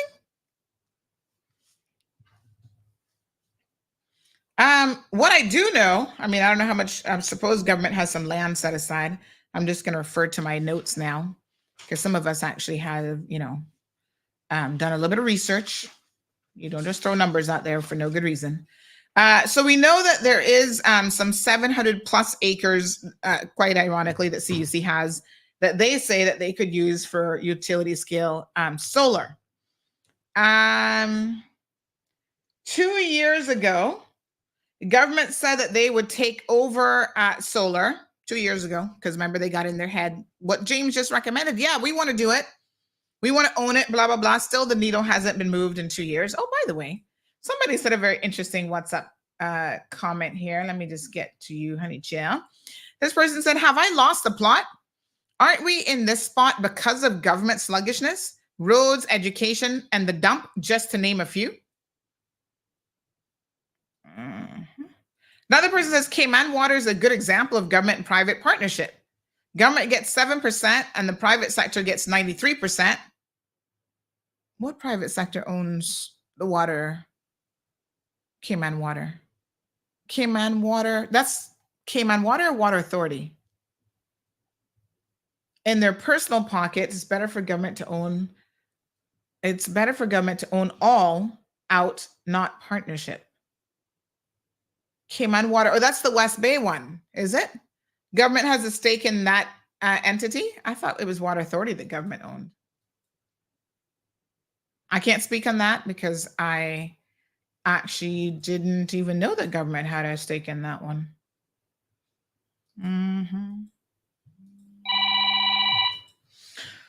Okay, good morning, caller. Just a quick call back to say some of that also. Having solar is like having a Tesla. You still got plugged into CUC at some point. Yeah. Okay. The next thing too, I've had one pet peeve with CUC for years and I still can't get a straight answer. I called onto your show when they were there too, and they still didn't give me a straight answer. And I can say it again. Every entity here, every company here has insurance. If their building get mashed up, the people not gonna pay for that. That's their structural damage, right? Okay. Yeah, so I'm still on that Iowa recovery fund. Yeah. Hold on. Are you still paying for that? I thought we stopped paying for that years ago. No, we stopped paying for that, but we shouldn't have to pay for that. Yes. Well, apparently that is my pet peeve with CUC. Okay, but I think I can help answer this one for you. And next time they come on, we'll ask them to go into further details. But apparently there's certain things in the industry that you really can't get insurance for. Now, again, I said, I know we all think we're utility experts, but there's no insurance company that's going to insure things like poles and whatever. So when they have a devastating, they're still putting in $100 million per annum or whatever into upgrading their infrastructure. But when they have a devastating event like a Hurricane Ivan that takes out 99.9% of the poles, that's the alternative, is to slowly pull it back from the people as opposed to you, because you have no insurance coverage. No, but at the same time, Foster's got damaged. No. This is where I want you to understand that there's a difference. This is where I understand that. No, Sandra, I understand, but you gotta understand what I'm saying. A lot of entities got damaged, right? And they did not put on their bill either recovery fund. For the CUC bill, they had it out there labeled Ivan Recovery Fund. Yeah, because they're being transparent and honest with you. The other companies might have been doing it. I think that was very thievish and something is wrong with that part about it. I'm actually going to see. I'm going to see if we can get them on the phone to answer it, because my understanding is that they cannot get insurance coverage. That's one of the things that comes with the utility industry. There's certain things that you can't get insurance coverage for. I don't think the consumer should be paying for their business. Where's my water today, Miss Stacy? I don't have any water. What's going on around here? You imagine they putting poles in people's yard, right? And I know of somebody who they put poles in his yard, and they had to give him a reduction in the bill. But they don't tell people that. Therefore, they talk to you about putting these poles in your private property. Yeah? But they don't tell people that. So there's a lot of things about CUC that's not really how it should be. But as a service, they're a great service to the Cayman Islands, I can tell you that. But hold on a second. Hold on a second now. As a utility company, right? It is in their contract, I'm sure, that there's certain things that they have got to disclose when it comes to that bill. And in fact, even Flow and the other utility providers don't disclose as much detailed information as CUC does when it comes to the bill, which they should. They should all do it. That's how they caught Flow crooking people the other day, charging them an increase in, I forget what fee it was, that they hadn't even gotten approved by OFREG. The other non-utility companies who don't have this kind of a contract with government, Foster's and everybody else who does business, doesn't have any kind of contract with government that dictates what you can and can't do to this level. In fact, there's not even any consumer protection, so let's just throw that whole bag of chips out of the window. But if you think, hold on a second, if you think that a catastrophic event like Hurricane Ivan happens, right? Even with companies that have insurance, because now they have to make a claim, the cost is going to go up in their insurance and all these other things. If you think that those costs are not passed on to the consumer, you got to be kidding me. Come on now. Just because you don't see it on the bill, it doesn't show up on your grocery bill to say recovery fund. That doesn't mean that you ain't going to pay for it, because it's called the cost of doing business. I understand that. But at the same time, that was very blatant. And I can say it again, it was very blatant of them to put on the bill, Ivan Recovery Fund, knowing that you have a company that you're running. Yeah, the poles got damaged. That's not my pole. Right now, I know somebody who had an accident with a pole and they charge them $7,000 for the pole. They should do that of all of them, as far as I'm concerned. No, but that's what they're doing now. But what I'm telling you now, so how you can charge me because of hurricane, an act of God, that you can charge me? I don't believe in that. So something is wrong with that business model. If they're going to charge everything to everybody because they are uninsured. Look at the people in Florida. There are people in Florida who are uninsurable. But if anything happens to their homes, who they charge? Come on now. Who they charge? Yeah. If they don't have insurance? No, but it's a business. So how are you going to charge me and put it out there that it's a hurricane recovery fund? Mm-hmm. Do you know how much millions they made within those couple of months? Nobody knows. They're not going to tell you either. I've tried to find out my own.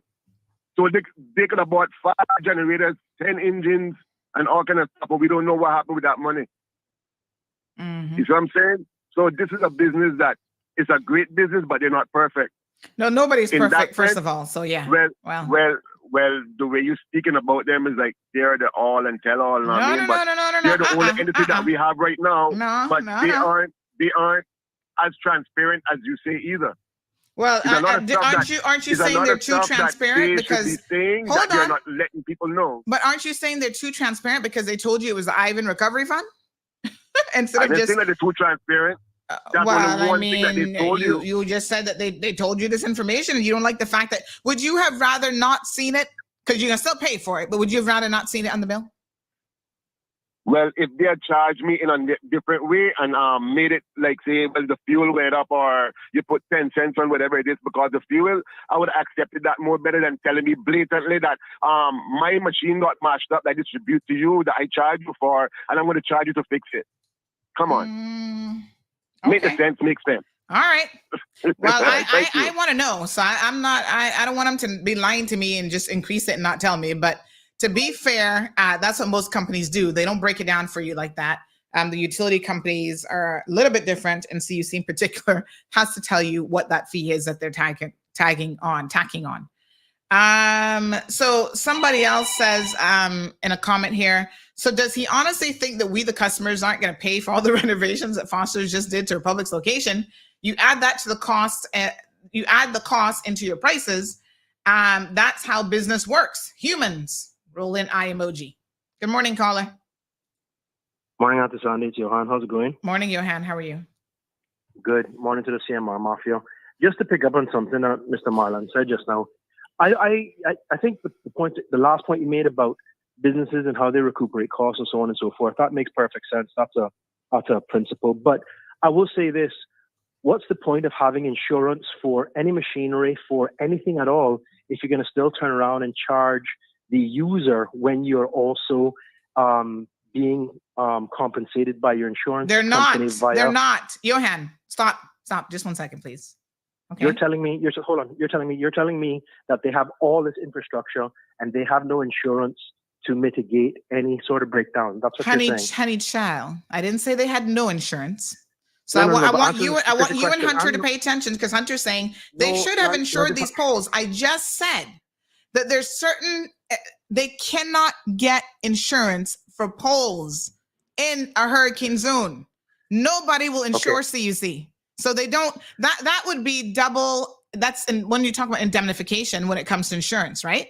That would actually be fraud if CUC had insurance on the poles and turned around and charged the people for insurance Hurricane Ivan recovery fee.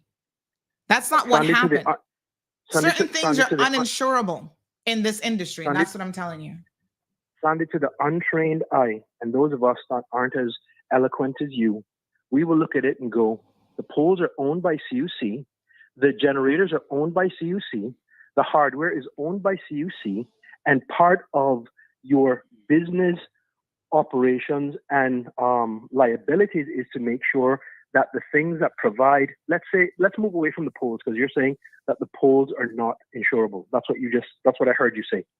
But what about all the other machinery that doesn't work? Because we all pay for the poles. Yeah, I get that at the outset, but I was under the impression, and it's for CUC to verify, or for the government or Off-Right to verify what they can recover via insurance or not. And I'm not questioning the credibility of CUC, because I've gone on record to say CUC are a first-class organization that provide quality service to the Cayman Islands.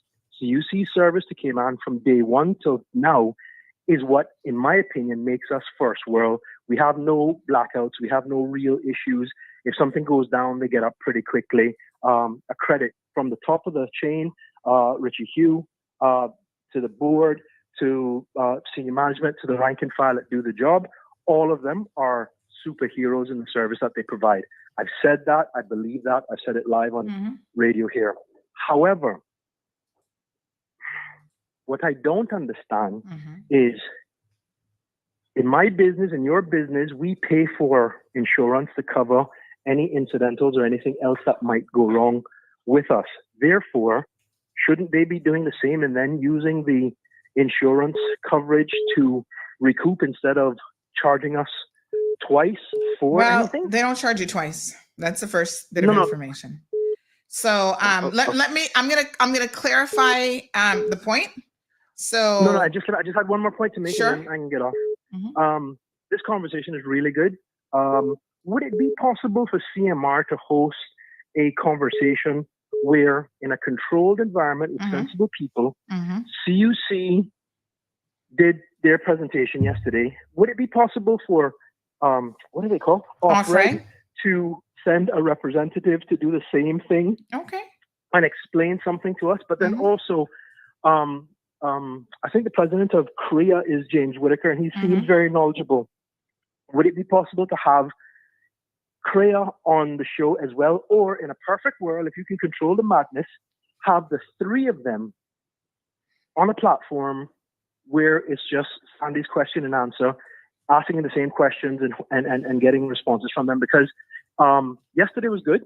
I just think that the country deserves a holistic sort of view of what the issues are. And if everybody's doing it for the right reasons, there's no reason why they cannot accommodate a town hall style conversation on CMR. So that's the only request I'm making. I don't have no problems with that. Off-Right? Give us a call. Oh. Thank you very much. You call them later. Take care. They have an open invitation. So let me try to clarify this point, because someone who actually works in the utility industry had the following to say about this insurance. I want you all to pay attention to this. Good morning, caller.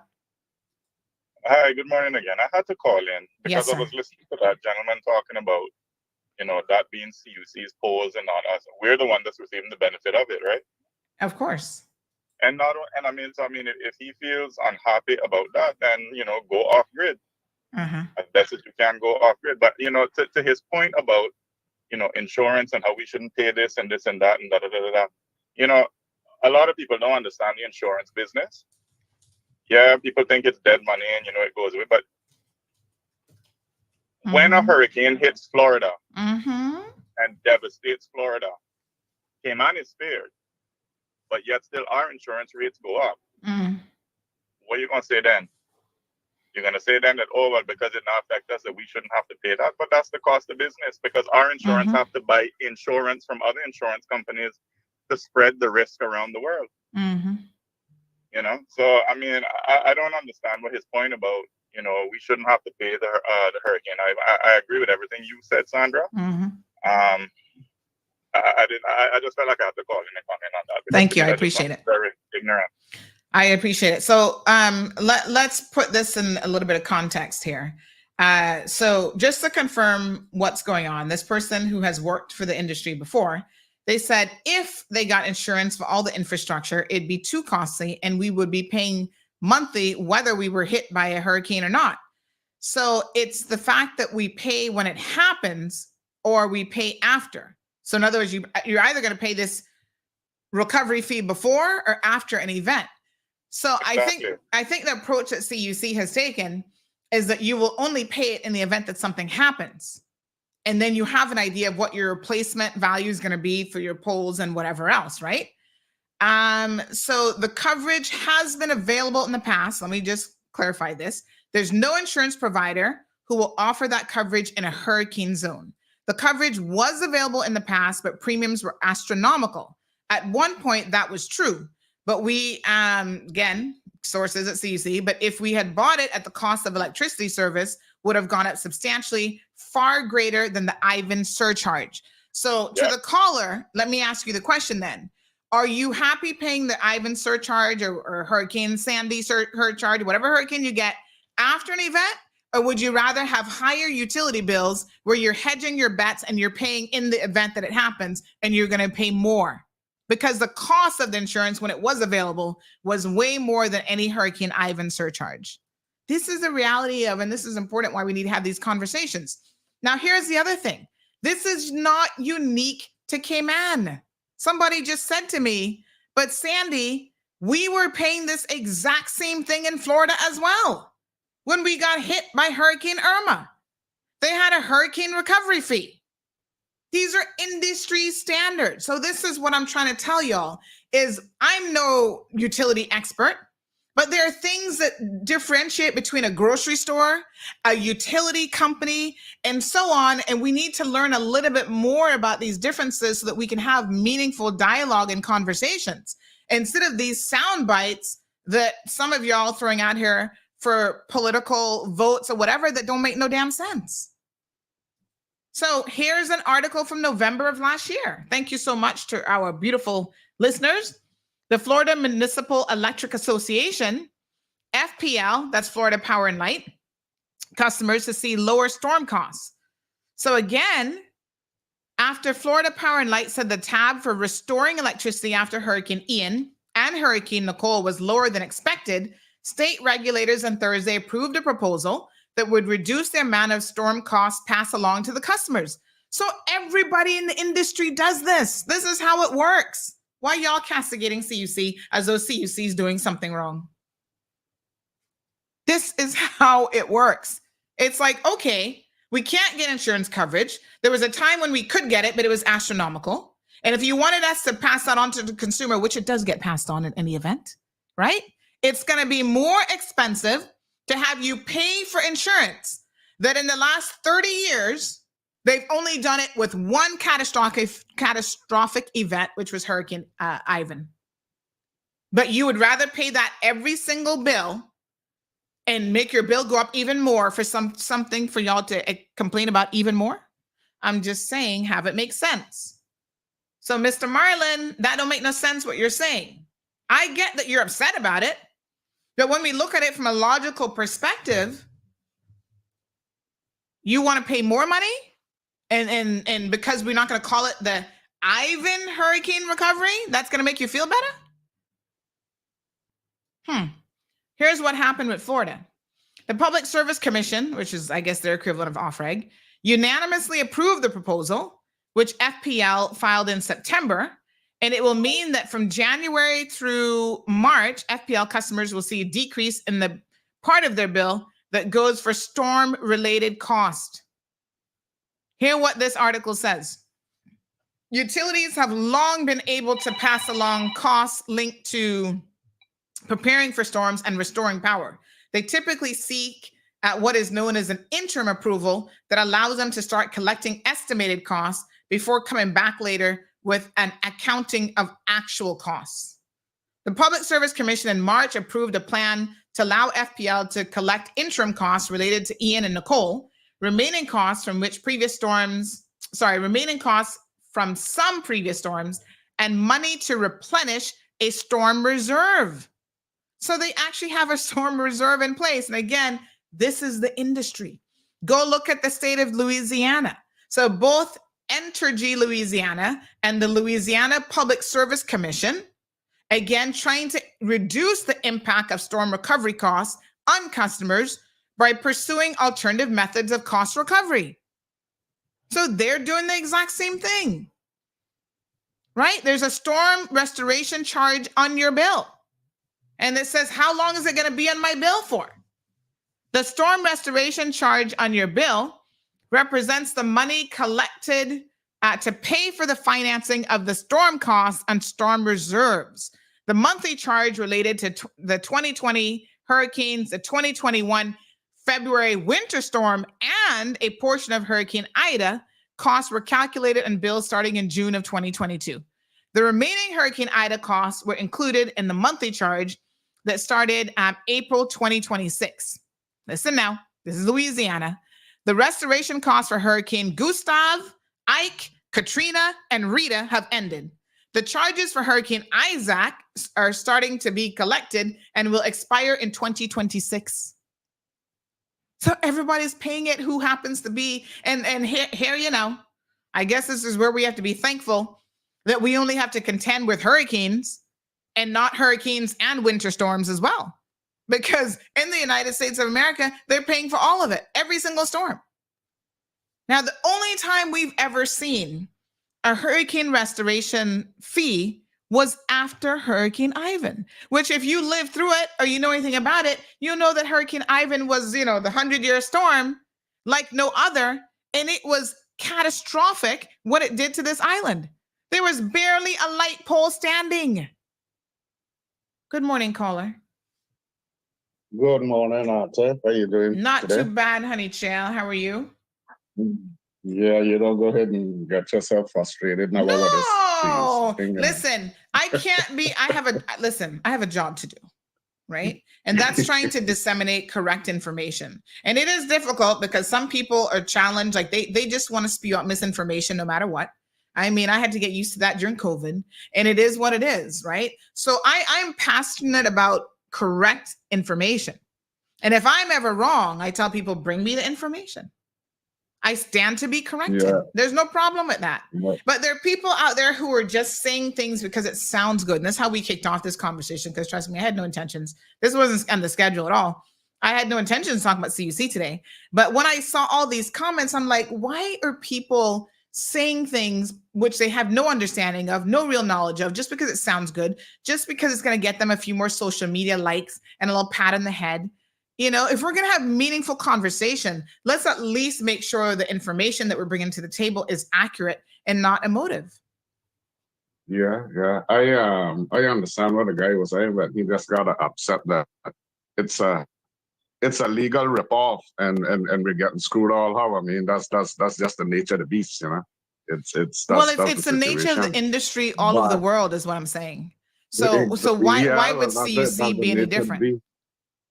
Yeah, that's the nature of the beast, and that's the nature. So here's what of Irvlin that said: it all should over the say world. insurance then, and not Ivan recovery fee. But Irvlin, that is not correct. I need y'all to come to class with a clear mind.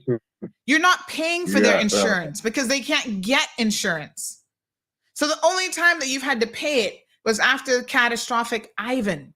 And it was an Ivan recovery fee specific to replacing the cost of those poles, nothing else. How can you call it insurance, Irvlin, if it's not insurance? You're saying that CUC should lie on the bill and that makes you feel better? That doesn't make any sense. It was specifically an Ivan recovery fee. Say it cost them $50 million to replace all the poles on the island. I have no idea. I'm just throwing a number out there. That's what that fee was for. It wasn't for insurance.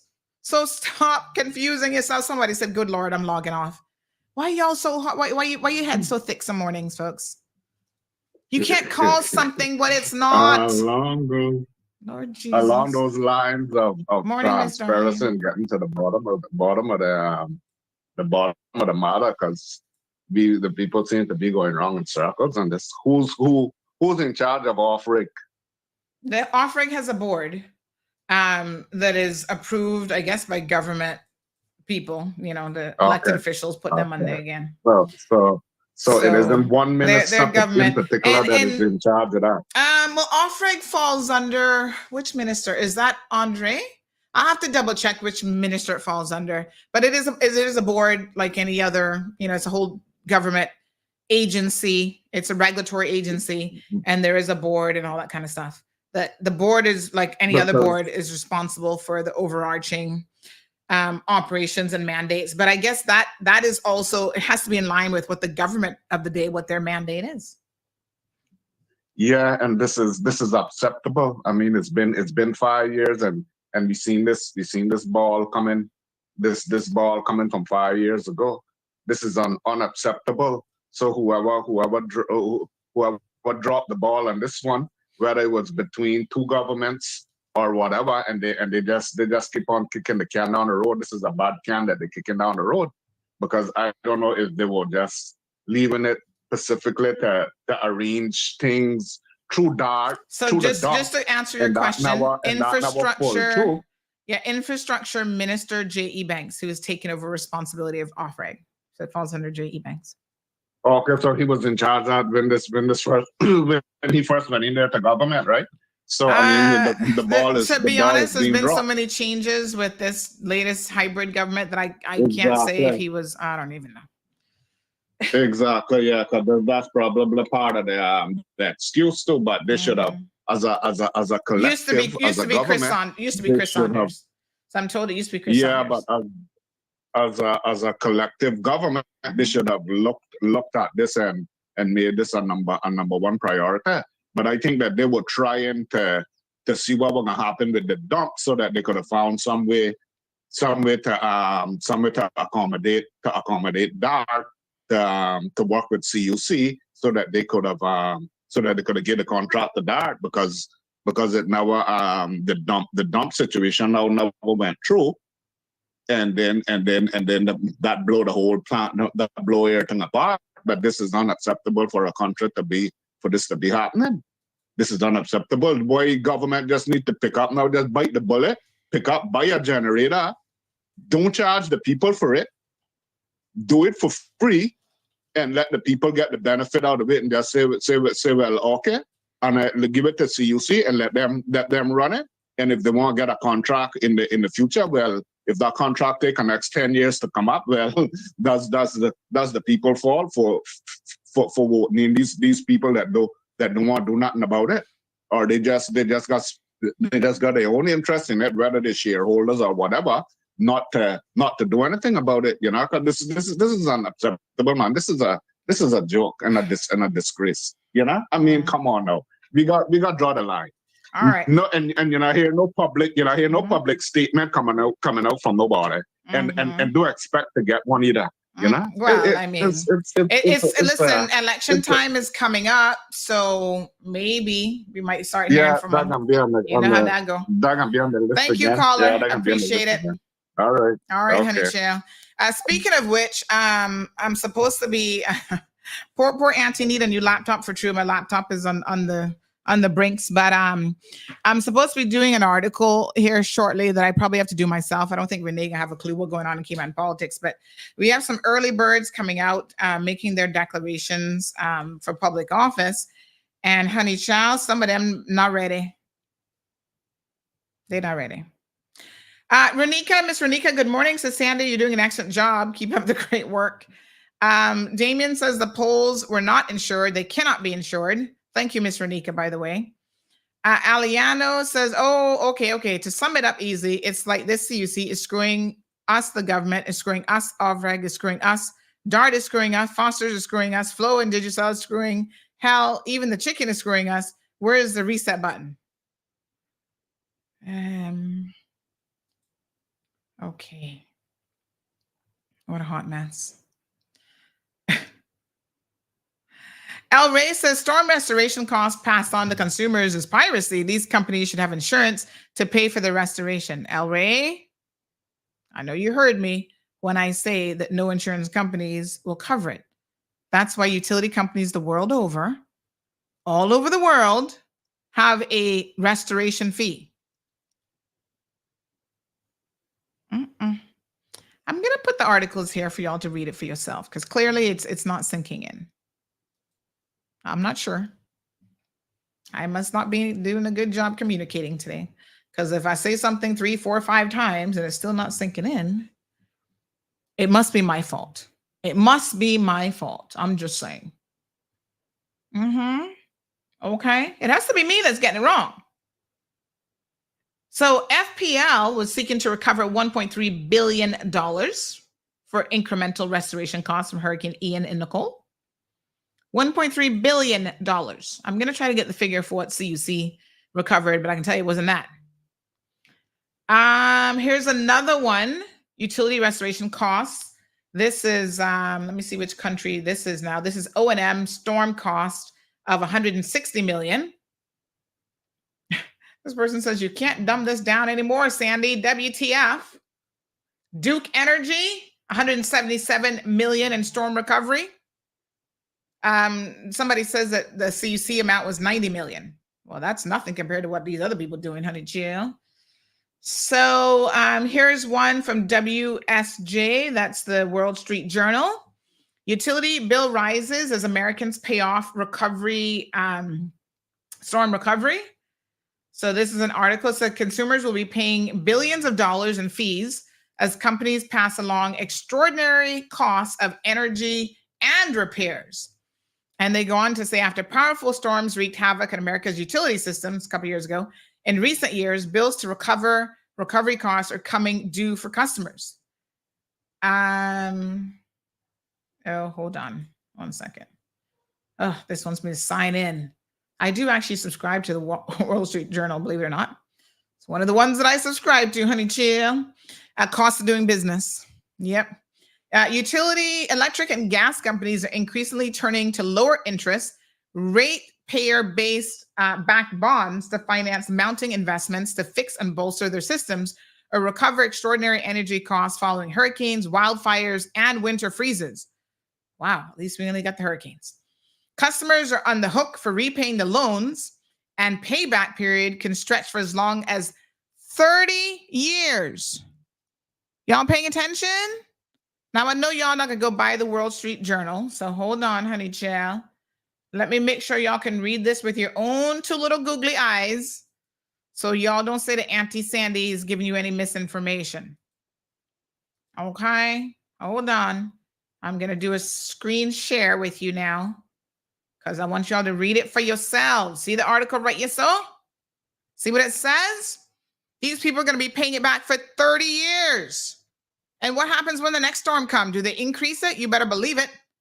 In the past year, around $12.4 billion of weather-related utilities debt that customers will have to pay has been issued in the U.S., according to advisory firm Sabre Partners, LLC, up from around $7 billion in long-term recovery bonds that states and utilities issued from 2007 to 2021. More is expected to come. Lord Jesus. Much of it stemming from Winter Storm Uri. Who the heck was Winter Storm Uri? I didn't remember. They actually name winter storms? Shows how much I'll be paying attention. Winter Storm Uri, which in February of 2021 knocked out power to millions for days and led to increases in prices of electricity and natural gas across several states. Issuers of low interest rate bonds get money upfront from investors and repay the loan over time using the proceeds from customers' monthly bills.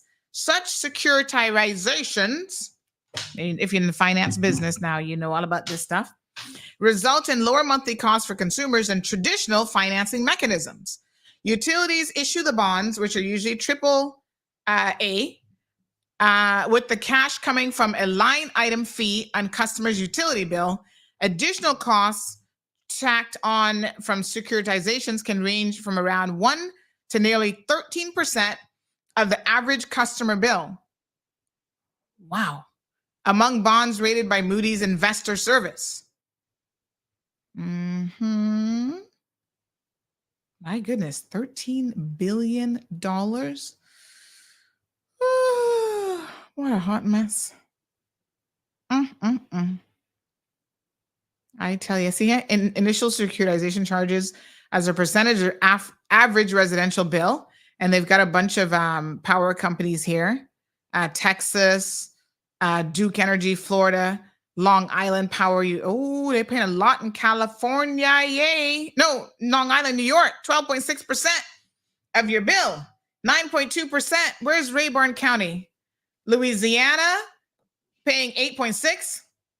New Hampshire paying 7.8%, One Gas, Oklahoma, 7%, Summit Utilities, Oklahoma, 6.8%, Entergy, Texas, 5.5%, Cleco Power, 4%, Pacific Gas and Electric, 3.5%, AEP, Texas, 3.4%, Duke Energy, 2.5%. So monthly storm charges for customers would range anywhere from $15 to $45, depending on power use. Fees that will be tacked onto the bill for the next 15 years. Okay, can somebody remind me how much it was for CUC? Do you guys remember? I can't remember. Hold on. Oh, yes. Hurricane Ivan recovery surcharge. All right, hold on. Let me try and get it. Let me pull it up. Give me 1 second. Hurricane Ivan recovery surcharge. Let me see if I can find it now. Okay. So CUC suffered about $20 million US of uninsured T&D losses as a result of Hurricane Ivan. The depreciated value of those assets was about US 14 million. So hold on now. Let me get you the details, honey Jill. Let's see. Yes, 40 million. With premiums that start about 12% of the insured value, yada, yada, yada. What's the actual dollar amount? So 40 million. Ultimately, the company agreed to accept 13.4 million in the form of a 3-year, 4.7% cost recovery surcharge that was added to the electricity bill. As part of the license renewal agreement, CUC will cease collecting the recovery surcharge after this month. This is back in 2007. And let me see here. I just lost where I was reading.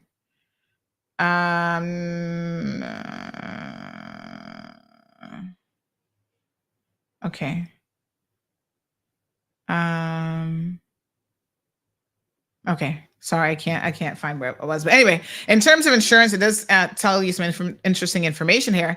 It says, although CUC will not obtain insurance for its T&D assets, it is doing other things to protect those assets as part of an effort to mitigate the effects of future hurricanes hit on the island.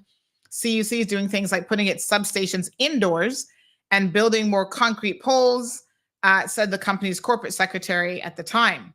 By continuing our hardening of the T&D assets, we're doing everything we can to prevent loss. The Cayman Islands government might also help reduce or lessen any cost recovery surcharge that might become necessary to impose in the future. At the time, leader of government business Kurt Tibbetts said that in the past, the government was looking at the possibility of sharing some of the risk of CUC's uninsured assets as a way of keeping utility costs down to the consumer. I bet you they never did that. And this has been almost 10, how many years later? 2007? 2007 minus, what are we, 2024? Oh, that's way more than that. That's 17 years. And I bet you it's never been done. Anyway, I digress. Let's not hold government accountable for anything. Last Friday, he said that he was still investigating whether Cayman could insure separately this, the CUC's T&D assets through one of the regional catastrophic insurance programs. I'm going to ask about this. But if I was a betting woman, which y'all know I don't really like to gamble, I would be willing to say that the government never did that. I bet you that was just talk at the time. Let me ask somebody. Was this ever done by CIG? Let me ask. Let's not hold them accountable. All right. So Mr. Tibbetts at the time said that he agreed with the approach of the agreement in principle, where CUC would only charge a recovery surcharge after a catastrophic event. Why have to pay for it in advance when it's something that might not happen, he said. In the event that CUC would have to impose another cost recovery surcharge after a catastrophic event, the company would work with the Electricity Regulatory Authority, it was ERA at the time, now OFREG, to determine the surcharge that would be required to take CUC back to its target return on rate at the time of 11 to 13%. And of course, that has not, that is no longer the case. It's like around 7% now. So we'll see if we can get some information on that, whether or not government ever kept to their word. Suspicious. Yes. Okay, honey child. All right. Enough about regulatory agencies. El Rey says we need to have a monthly national power off day where we switch off the main breaker for 1 hour. Thank you, Ronaldo, for saying that. Because one of the things that might have missed y'all yesterday, and we're going to do little short clips because I want y'all to understand what CUC said. They said ultimately the possibility of load shedding, rolling blackouts, whatever, is in your hands. Ronaldo just said it, okay? If you can turn everything off for an hour a day, that would help the load. Not just any hour a day. CUC said from 5:30, did they say 5:30 to 7:30 or 9 o'clock? Anyway, do it during the peak hours. CUC would love it. They're begging you. They explained how on occasion they've had to beg the DART organization. 5 to 8, thank you, Karen. They've had to beg the DART organization. Oh, can you turn off Cayman Bay and go on reserve power, go on generators? And Cayman Bay, the DART people said, okay, honey child, all right, CUC, we're going to do you a solid. And they did that. So do it. Good morning, caller. You knew you're calling the wrong number, right? Hi, you're calling the wrong number if you're trying to get on the show. Are you trying to get on the show? Okay, 936-2626. All right, dear. All right. So you can do it. There's nothing stopping you from doing it. Now, this person said, to hell, I gotta do that. I turn on no breakers. Do it. Save yourselves. Listen, I'm like, okay, I'm gonna turn on my AC in the living room for half an hour and then I'm turning it off. You can do it. If you want to go to the breaker and shut it all off, go right ahead, honey child. Challenge accepted, El Rey. Well, not me, but I'm saying I'm encouraging all of you to do it. Good morning, caller. Good morning, Miss Sandra. How are you? Right here, honey child. How you doing? I'm enjoying the heat. Hey, turn down the AC, or turn it up, I should say. 78 degrees and cooling. Yes. You know, we have a chronic problem in this island for what's really happening and how it's happening? Okay. Listen carefully now. I'm not here.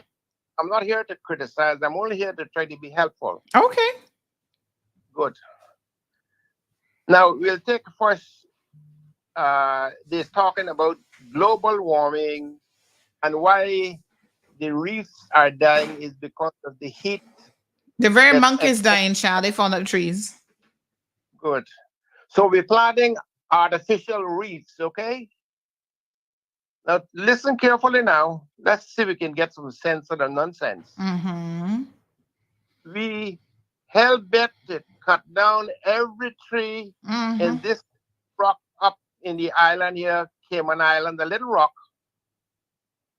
When we have authorities that give these people permission to just demolish all your vegetation and maybe plant a couple of flimsy palm trees. Just look where we're going when we're talking about hurricanes. When Ivan came through here, yes, it was devastating. However, it was the vegetation at that time that really slowed a lot of the wind down passing through the trees. It cut some of the pressure from the wind. So we got a lot of damage. But remember, if how it's coming now, we're getting all of these 10-story buildings. When the wind hit those buildings in bounce back, the impact of that wind hitting other buildings, maybe little smaller houses or something, what's happened? We have a mandatory law into this island that says you have to plant more trees. You cannot take up any kind of tree without permission, like certain places in Coral Gables. If you can get permission to move a tree, you might have to put back 2. But these people come in here with the big bags of money, demolishing all our vegetation and putting up buildings and little bit of vegetation in here. Why it's getting warm? Of course. Let me educate a lot of people if they haven't heard me before. A tree turn air condition. If you put that out in the sun, you will get no more effects from that than you get from a good shade tree, and you stand under that shade tree. It will be practically the same temperature. Why we don't have people in authority, whether it's the National Trust or whoever it is that the government cannot see what's happening to the island? You're demolishing all your vegetation. And we all know, or should know by now, the difference between carbon monoxide and carbon dioxide.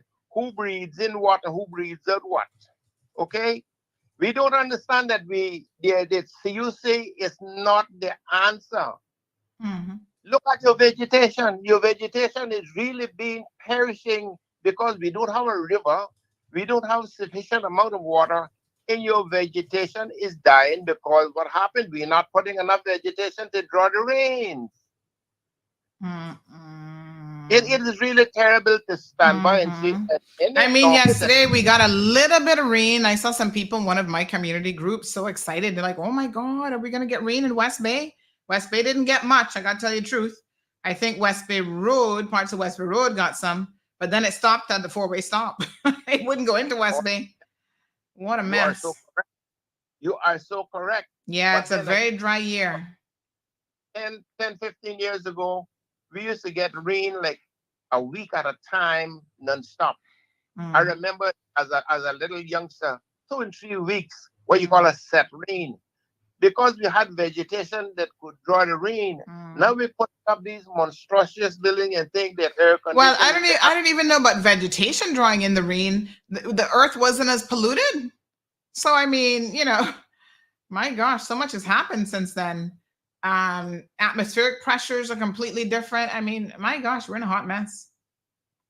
It is. And I'm not here going to prolong all day into this conversation. Down the wrong lane, trying to think that electricity is the answer. I'm sorry. The vegetation will tell you and hit us right in the face one day and say, look, we're giving up because we're not getting the substance that we need. And that is the situation that we're in. So, my dear, listening to me, thank you so much and have a pleasant day. Thank you. I really appreciate it. All right, folks, I'm going to wrap up the CUC discussion because I do need to get on to what I really was going to talk about today, which is all these marriages of convenience, another situation that is wreaking havoc on our beautiful island. Just a few more quick comments and then we'll move on. Okay, I try to give most people an opportunity to get their comments in. So what's up, people saying exactly. Marlon was saying that they're making millions. Ironic how he also want the 5-year term limit. If that was the law when his parents came here from Jamaica, he wouldn't be a Caymanian today. I'm just saying. People who don't understand why we, the customers, have to pay to replace these light poles, help me understand why there are so many failed businesses about the place. They obviously don't understand how to determine the cost for services. Oh, yeah. Hold on. Is this? Let me see what other messages came in. Hold on. I think I got some new ones. Yes. Okay. Let me pull in these last 3. So this person says, one of the main keys, in my honest opinion, is educating people and money management, as this would help individuals in so many areas and decisions made in their life. Also, it'd be good if government would put these programs in the schools and communities. Hats off to Wayne Panton for his support on this. Also, it'd be good if government would put together programs to educate people with options on how to keep their family inheritance on land ownership. Interesting. I'm wondering if government is trying to make CUC look bad so that maybe some other provider comes in to provide or something else. Don't want to appear to be a conspiracy theorist. Well, they have an opportunity. Let me be very clear about this. There is, like we said yesterday, competition and distribution, and they said they were going to be putting out the RFP. So just do it already. I mean, competition is here. But this goes to show you that although we have competition, if the regulatory agency themselves, yes, we have competition, but it takes them 5, 6, 7, 8, 10, 20 years to get an RFP together. How is that really benefiting the people of the Cayman Islands? Because I can tell you one thing for sure. If there was no competition and CUC just had to get it done, it would have been done already. I'm just saying. Caller, good morning. Yes, and I call back again because somebody's playing with nerves now. Oh, Lord have mercy. So let me give you some advice, honey child. Sometimes everybody's entitled to their opinion, just like they're entitled to their little bonky hole. And sometimes you just have to ignore people and don't take it on. But never bother have the facts, you know what I mean? Okay. But when they bring my parents to it, yes. Here we know. Back then, if they know what happened, my parents came in the 60s. Back then, people were killing cows. You understand me? It wasn't the Cayman that you see today that we love and cherish. So I can make them know I was born here. I'm 48 years old. And back then, the term limit was no permit thing, was no 9 years. So they better do their research and understand when I talk, I'm not talking for me, I'm talking for the country. Yes. And I understand that you see the regulatory body that regulatory all this electricity, but I believe they could do better than what they're doing. The dollar isn't the almighty, and that's what everybody's after. Insurances, PUC, the government, everybody. But certain things, like I say, certain things you cannot buy. So don't sell it. That's my say. Thank you very much. Thank you, my dear. All right, honey child. Somebody trying to draw Marlon out, and they sure did. He sure did call back. Okay, honey. Hot mess. All right. Hold on, Instagram, folks. I see you got disconnected. I'm going to bring you back online. Lots of moving parts to this show, So somebody says that, yes, if they got insurance for all the infrastructure, it'd be too costly and we'd be paying monthly, whether we get hit by a hurricane or not. And we pay when it happens or we pay after. Exactly. Damn. Now for some stupidity medicine, we would be rich in seconds. This person says, listen, I turns off my breaker every day, 5 days a week. One thing is left on is my fridge, and I have seen my bill drop. And they turn it off from, what time did they say again? Hold on. From 9 until 4:30 p.m. Well, what CUC has said is do them a favor and turn it off during peak hours, honey chill. Try that. All right. Wagwan, Miss Aline. Wagwan. All right. Popcorn. Yes, sir. India says whoever. He sounds like a Caymanian to me. Woo! All right. Y'all ready for the marriages of stupidity? Also known as marriages of convenience. Also known as donkey marriages. Here we go, honey child. This one has a plot twist because it involves a government worker, even them into the mix with these marriages of convenience. And I want y'all to pay close attention because there's going to be certain things that I'm not going to say, but you need to draw from your memory bank from previous class sessions and pull it all together. All right. That was called a hidden message that wasn't that hidden. I need y'all to pay attention. Ready? Here we go. So there's a case at the moment, trial just started, of these people trying to import fentanyl into the Cayman Islands. First of all, I hope the government paying attention, because what y'all need to do with these idiots trying to bring fentanyl here, that should be a special type of offense. Class that as a different kind of drug, because that is so dangerous. That will destroy the Cayman Islands in tutus. So you know what? Anybody caught trying to import fentanyl into this country, you send them to jail, a minimum of 30 years, and then the deportation order to follow after that. Okay. Let me show you these two jackasses this morning. Jackasses extraordinaire. They've been accused, not yet convicted. But I tell you what, I have it in good authority that the Crown case is tight. Look, yeah. Two Jamaican nationals. Now, some foreign newspaper, and I need to speak to Renee about this because she kind of got this wrong.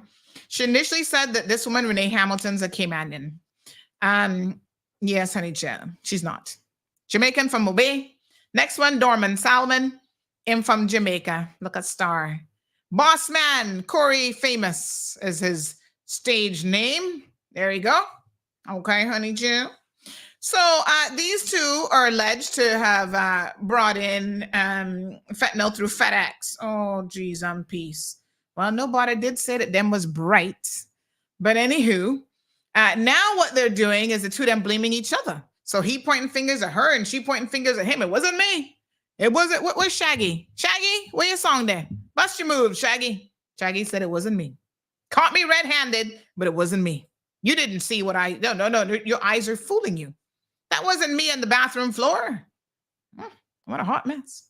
So look, you know, Renee Hamilton, nice looking young lady, I must say. What a hot mess she's in now.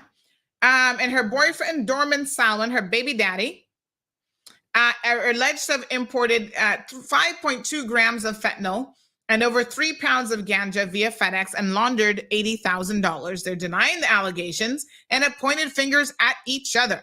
However, as the trial started in the Grand Court this past week, the prosecution told jurors that phones confiscated from both Hamilton and Salmon contained messages, voice notes, and images exchanged between them relating to drug sales, their clientele, available marijuana strains, prices, quantities, as well as customer complaints about the quality of the marijuana.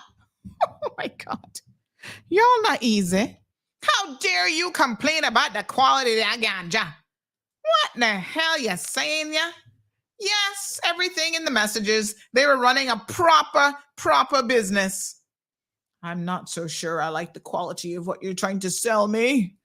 It should be better. I'm not getting the high that I'm looking for. You can imagine those messages. Lord Jesus. Anywho, the couple who have a child together and another one on the way are allegedly engaged in the drug business for at least 17 months before they were caught. Ooh, man, they're trying to make some extra money for formula, I guess. They were arrested in April 2022 after a CBC officer working at a courier warehouse selected a FedEx parcel sent to Salmon from California for inspection. Big shout out to CBC. CBC, we giving y'all an extra kaboom this morning because boy, them CBC officers be working overtime trying to catch the drugs, the guns, the all kind of stuff that coming into the country. Yes, honey child. several pouches of ganja labeled with the various strains. Oh, they were organized though. And the fentanyl pills were seen in the package. Which had some t-shirts and a rug. A box that was to have a pair of boots had drugs instead. The package was resealed, and on April 26, Hamilton came to collect it. She was arrested after placing it in her car. She told the police that she was collecting it for her boyfriend. Oh, TD. Yes, sir. Hamilton was arrested and searched, and during the search, the officers seized several money transfer receipts and cash. And after the search, they took her to the home she shared with her boyfriend, who is the father of her child. CBC officers searched the residence and found more cash, more money transfer receipts, bank deposit slips, packages containing ganja, phones, and a laptop. And when Hamilton was interviewed, she said that she'd collected the package on behalf of Salmon and knew nothing about the drugs. Yeah, because you live in a house and this man got drugs all over the place and you don't know nothing about it, please. She said a friend had sent him a parcel containing boots, clothes, and a rug. When officers arrested Salmon shortly after, he told them that he knew nothing about any package and had not asked her to collect anything on his behalf. Other officers searched his work van and found more money transfer receipts. Ay, ay, ay, caramba. Now you're sitting here asking yourself, rightfully so, okay, Auntie, I see this hot mess of a story with these two fools, but I'm not quite sure what this has to do with a marriage of convenience. Well, that's why I'm the teacher, because I'm going to tell you. Listen, you see this fella, yeah? Take a good look at him. Look at him. He got his head down in this picture. He fancies himself to be a Don Juan. His street name is what his name is again? Corey Famous. You know, they're all famous. They're all British this and Corey Famous and this famous and whatever. That's the flex. Okay. He's married to Kim Anion. What did Auntie just say? Who's going to get an A in class today? Can somebody tell me what I just said? I said that he's what? Come on through now. Pretend like y'all paying attention. What did I say? He's married to who?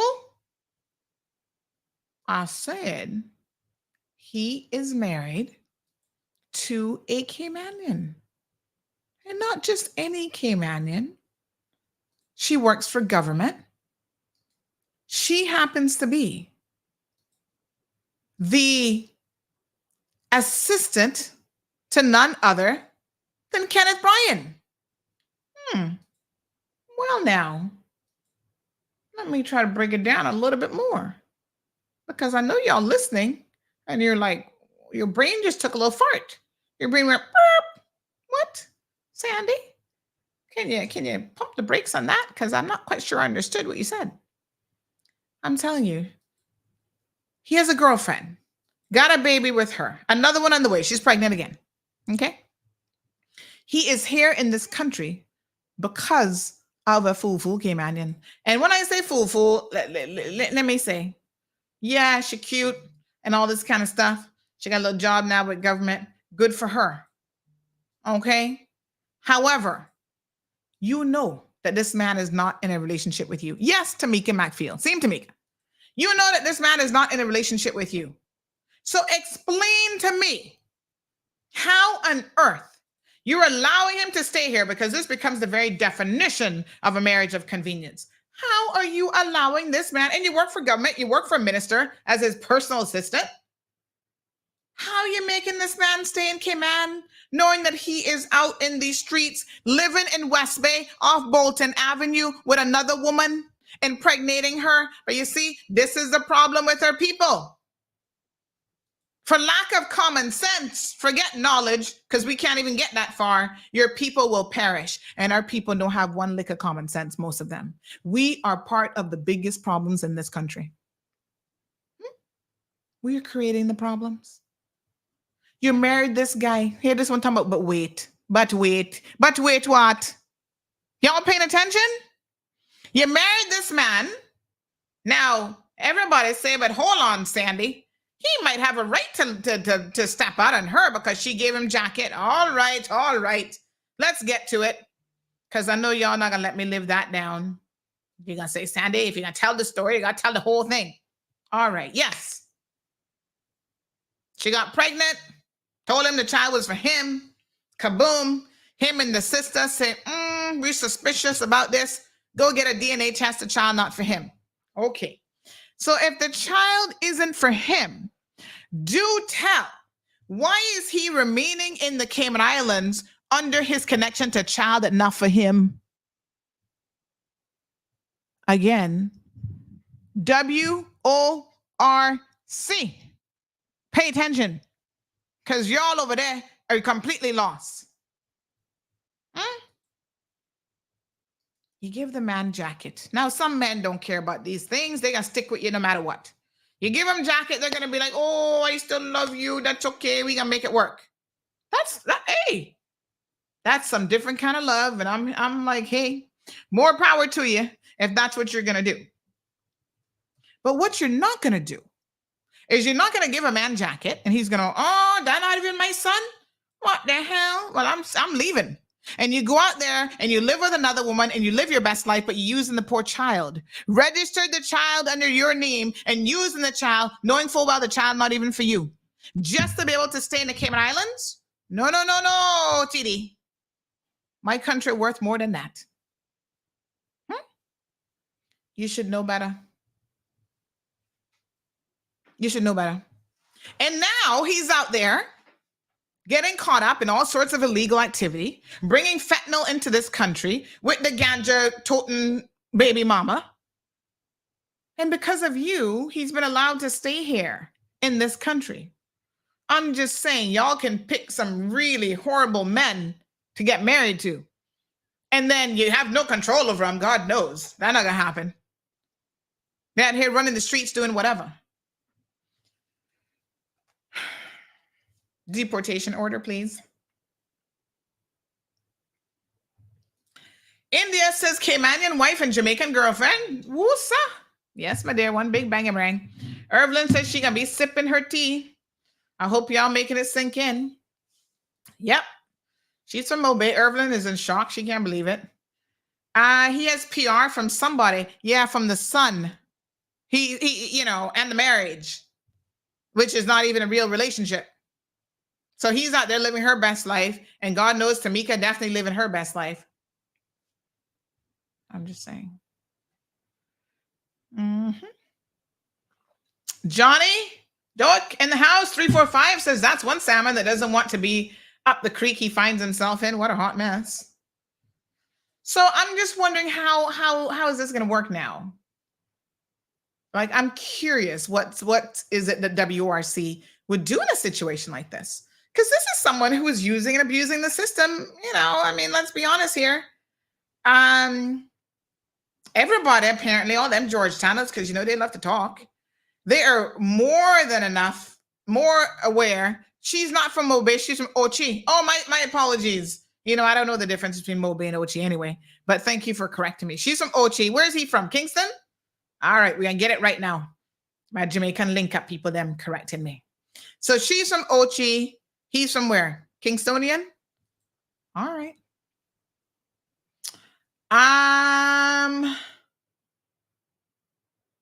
Raymond says 30 times more potent than heroin and 100 times more potent than morphine. Very toxic drug. Miss Nadine is in a state of shock. She says, OMG. Romeo says this was a proper enterprise. They were trying. Carlos says marriages of convenience. My wife faces 5 years. Carlos, did you take your medication today? Don't come with your foolishness now, Carlos.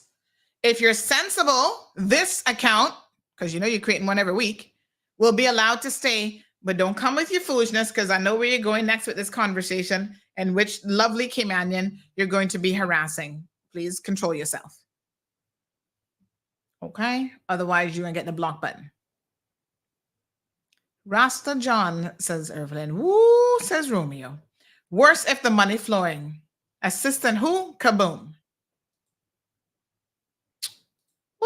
What Aliana say? Pool. Aliano, you almost made me say that on the radio. Now you know you're going to get me in trouble. Try and behave yourself.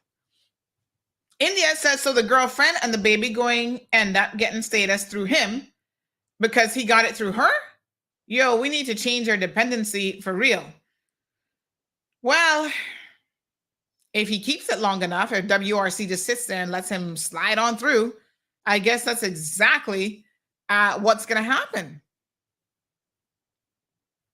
Debbie says, Sandy, say it ain't so. Oh my God, her people. Evelyn says she's logging off because she's confused. And this is messing up my mental health. Well, we don't want to mess up your mental health, but we want to make sure you get it straight. So let me break it down to you again.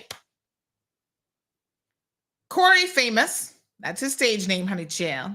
His proper government-issued name is, hold on, what his name is again? Salmon. Dorman Salmon, okay? He works at one of these companies. I'll get where he works again.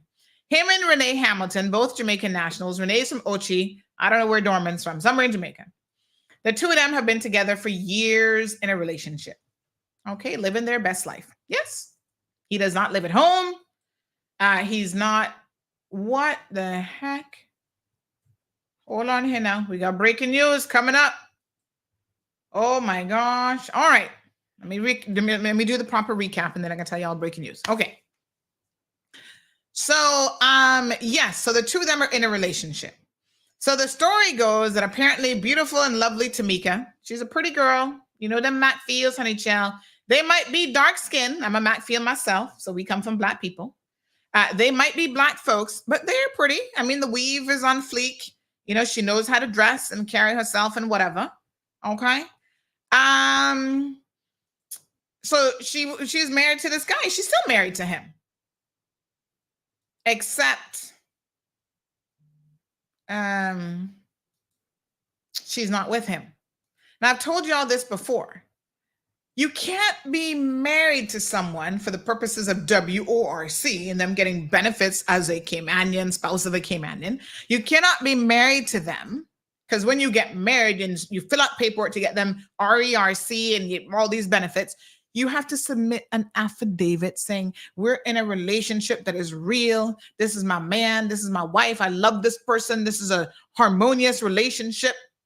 And in the law, there's a requirement that if the nature of that relationship changed, so in other words, you give him a jacket and he move out and gone about his business, you need to notify immigration.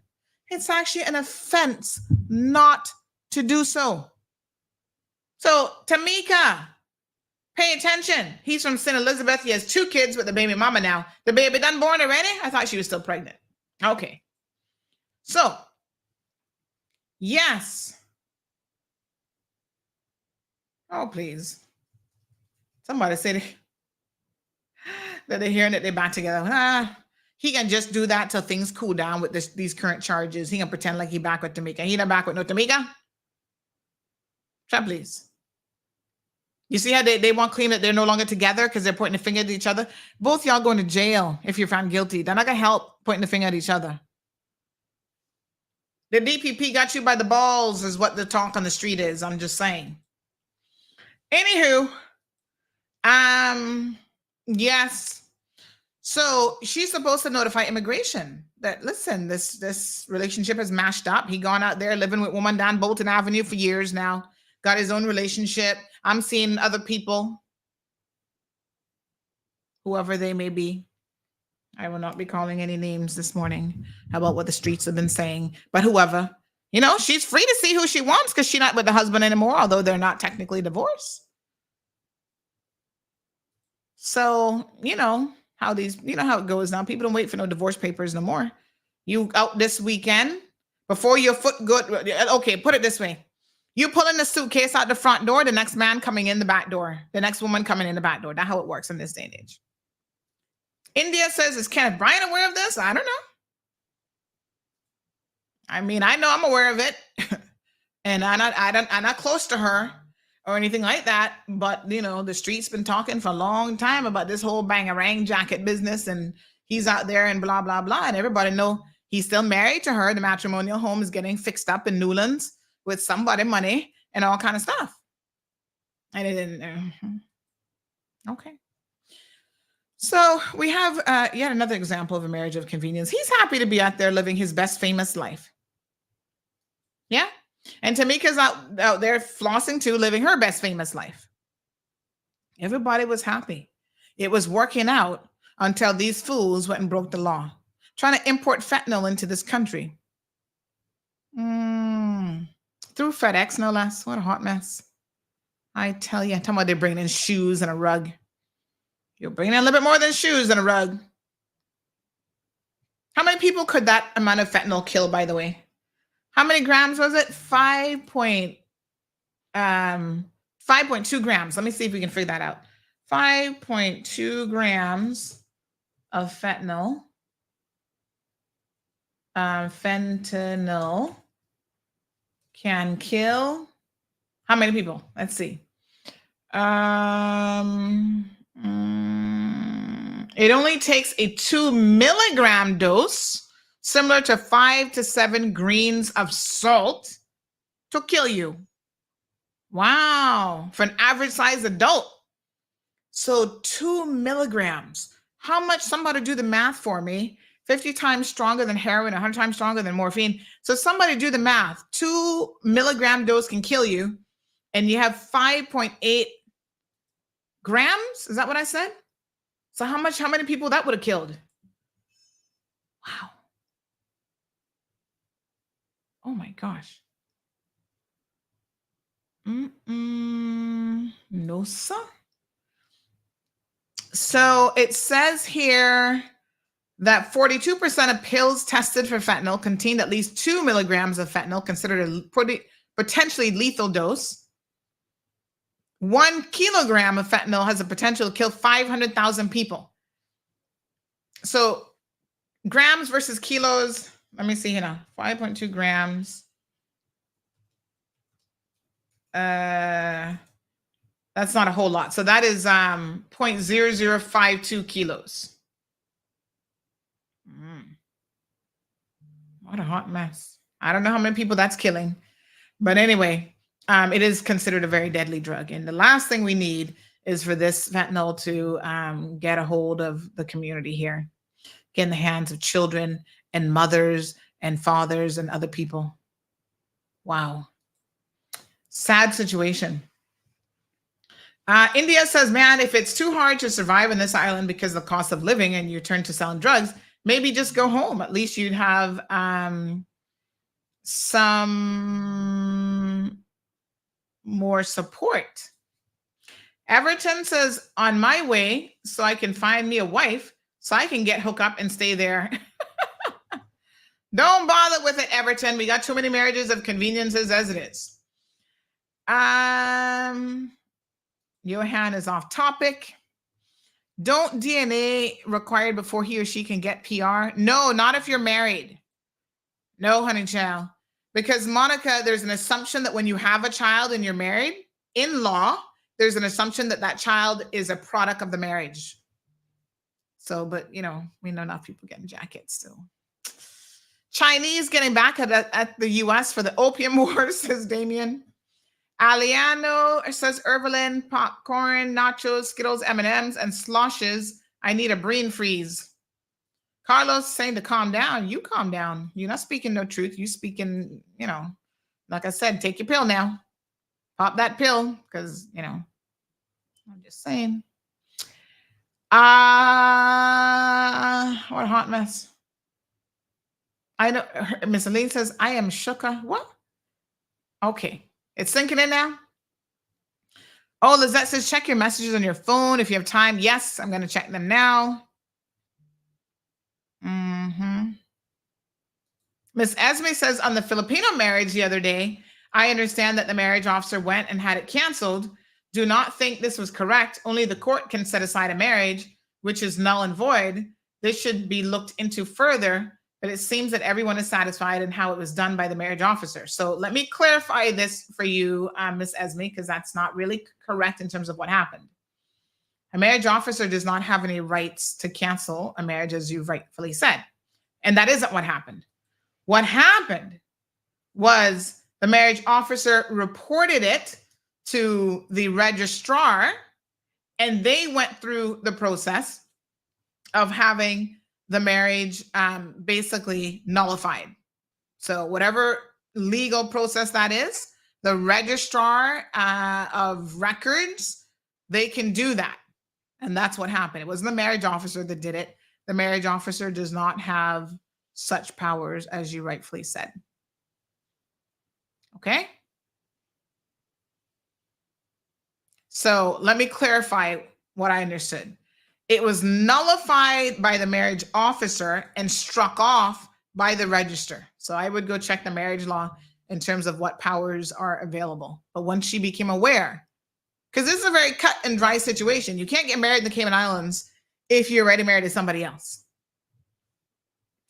Diamond Princess says that they should revoke his residency for that, dangerous drugs. He's trying to destroy the country.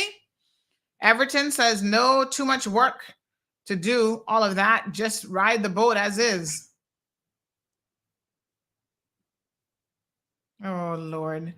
Carlos, you're going to get yourself blocked. Nobody, not afraid of nobody around here, but I can't deal with what's inside your head, okay? That requires a professional psychiatrist, and I'm definitely not that.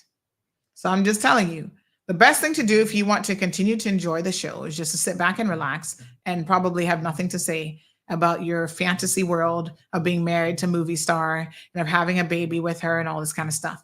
That's what I'm saying to you. We've heard it a million times. We know it's not true. In your head, you believe it's true, but you need to stop. Good morning, Carla. Good morning, honey child. How are you? Not too bad. How you doing? I'm blessed and highly favored. I heard you had some stew kunk this weekend that you were cooking people, though. Cooking who? I'm not saying who you were cooking it for. And I just heard you had stew kunk and you didn't want nobody going in your pot. Because I was gonna come and get me some, but then I hear that you going on kind of stush with your cooking pot and your rice and thing. I don't know what kind of bread kind you had up in it, but I said, but this woman not easy. I wanted stew kunk too. She is too sick, Miss Sandy. She is a butt in a beyond. She is an overhand full. You wasn't cooking it for her or for me though. She wants to invite the whole community to get a sample or give the whole community a sample of my seafood whenever I cook seafood. She gotta go. I could smell it all the way from Lower Valley, straight from Windsor Park. That was good too.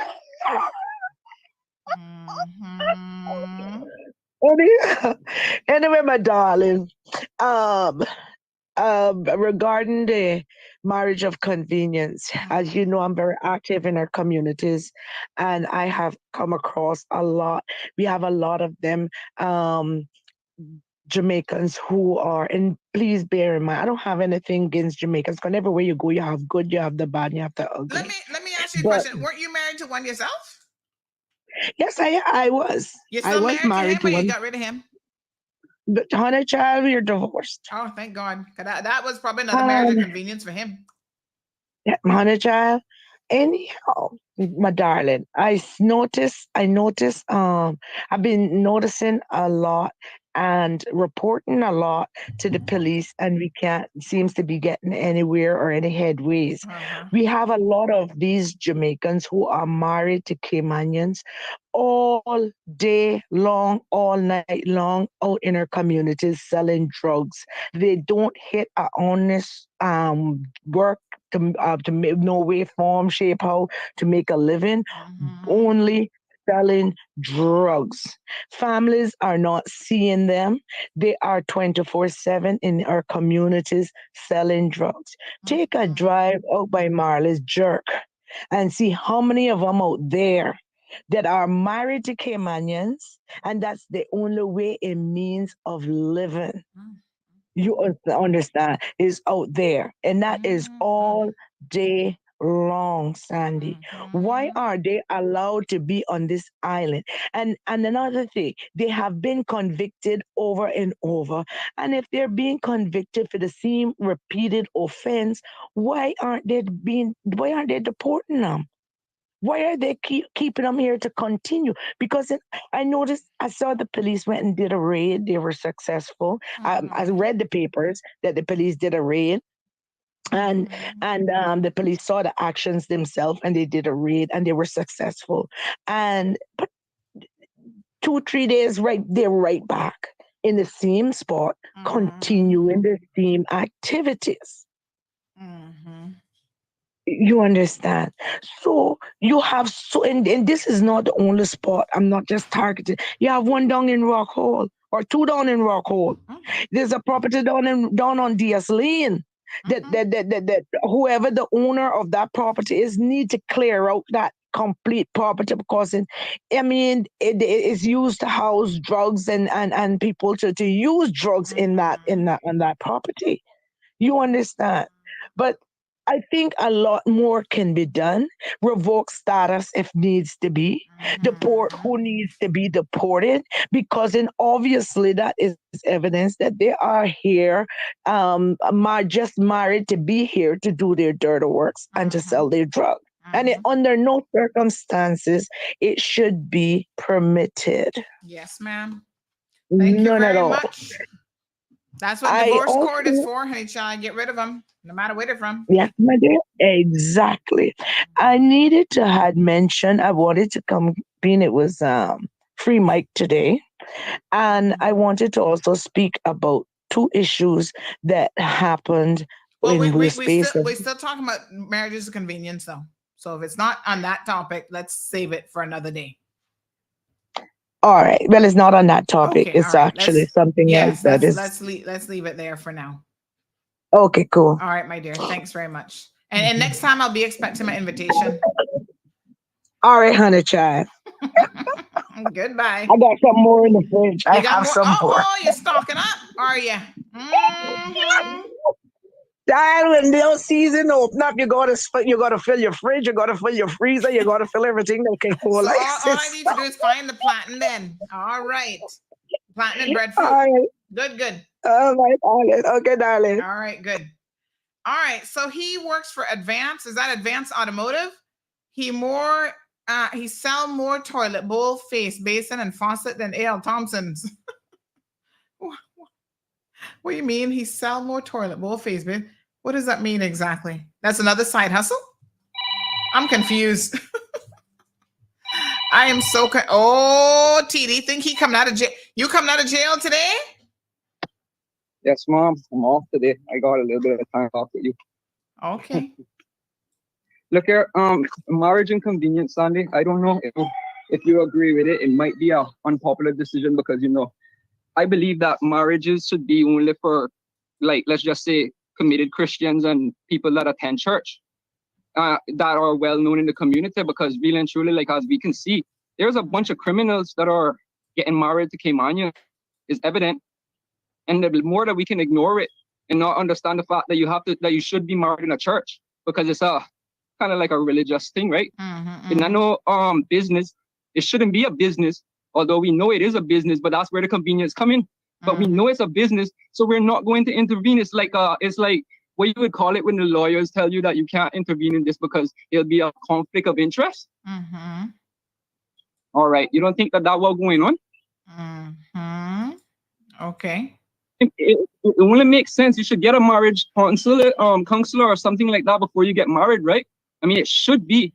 I mean, it's available to them. A lot of the churches do offer it, but it's available, but it should be mandatory because this is a commitment that you have about. Yeah, but listen, these marriages, partner, right? These marriages of convenience, they're not looking. This isn't a real marriage. So what are they getting counseling for? They're just in it for benefits. So, Sandy, so if you do not have any interest in getting counseling for your marriage to see if you're fit to get married, you should not be eligible to be married in the first place. As simple as that. It's like you telling people they should neuter each other because now they can't keep in control of their birth rates and all these things. And that's a ridiculous advice as well.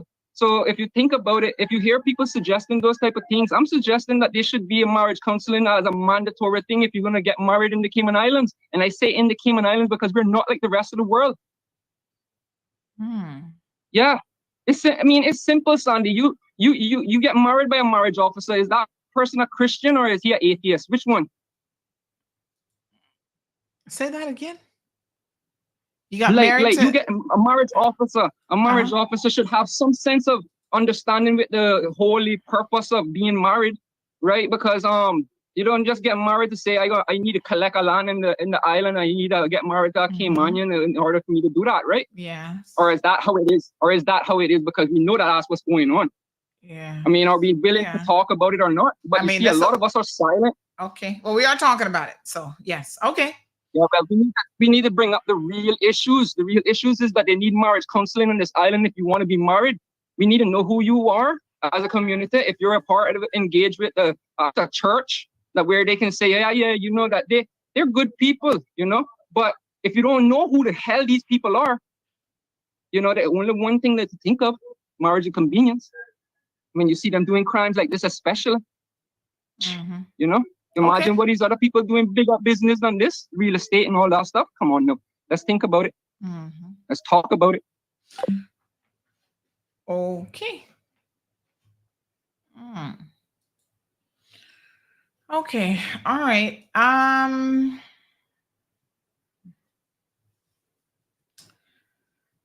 Okay. Where was? Yeah. Okay. So I was reading some of your messages here. So yes, he only run back to the wife now, Tamika. Pay attention now, because this message is for you, and you should know this. You're a woman of the world. Listen, you're a big woman now. Okay, you're big enough to give man a jacket and had him fooled for a minute. So we know you savvy.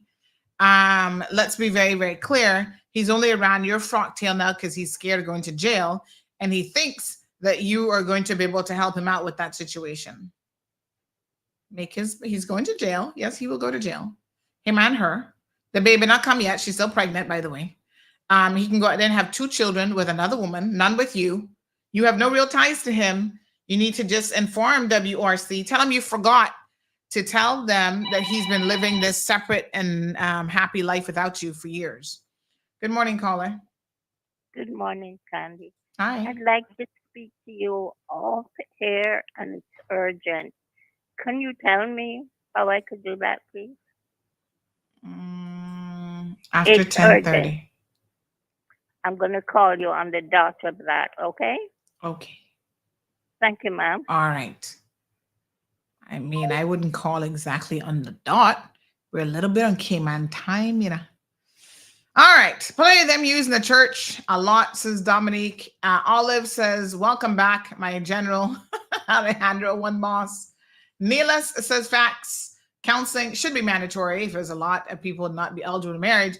Well, I mean, I agree. I mean, I don't have no problems with counseling. I think that's a great idea.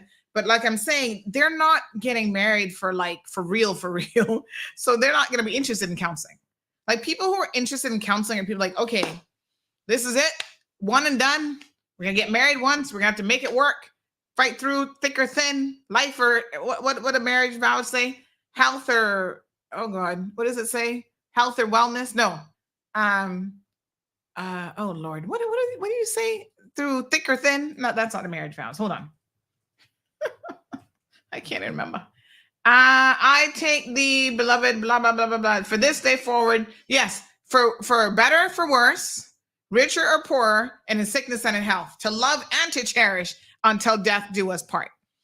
Most of these people are not going into none of that.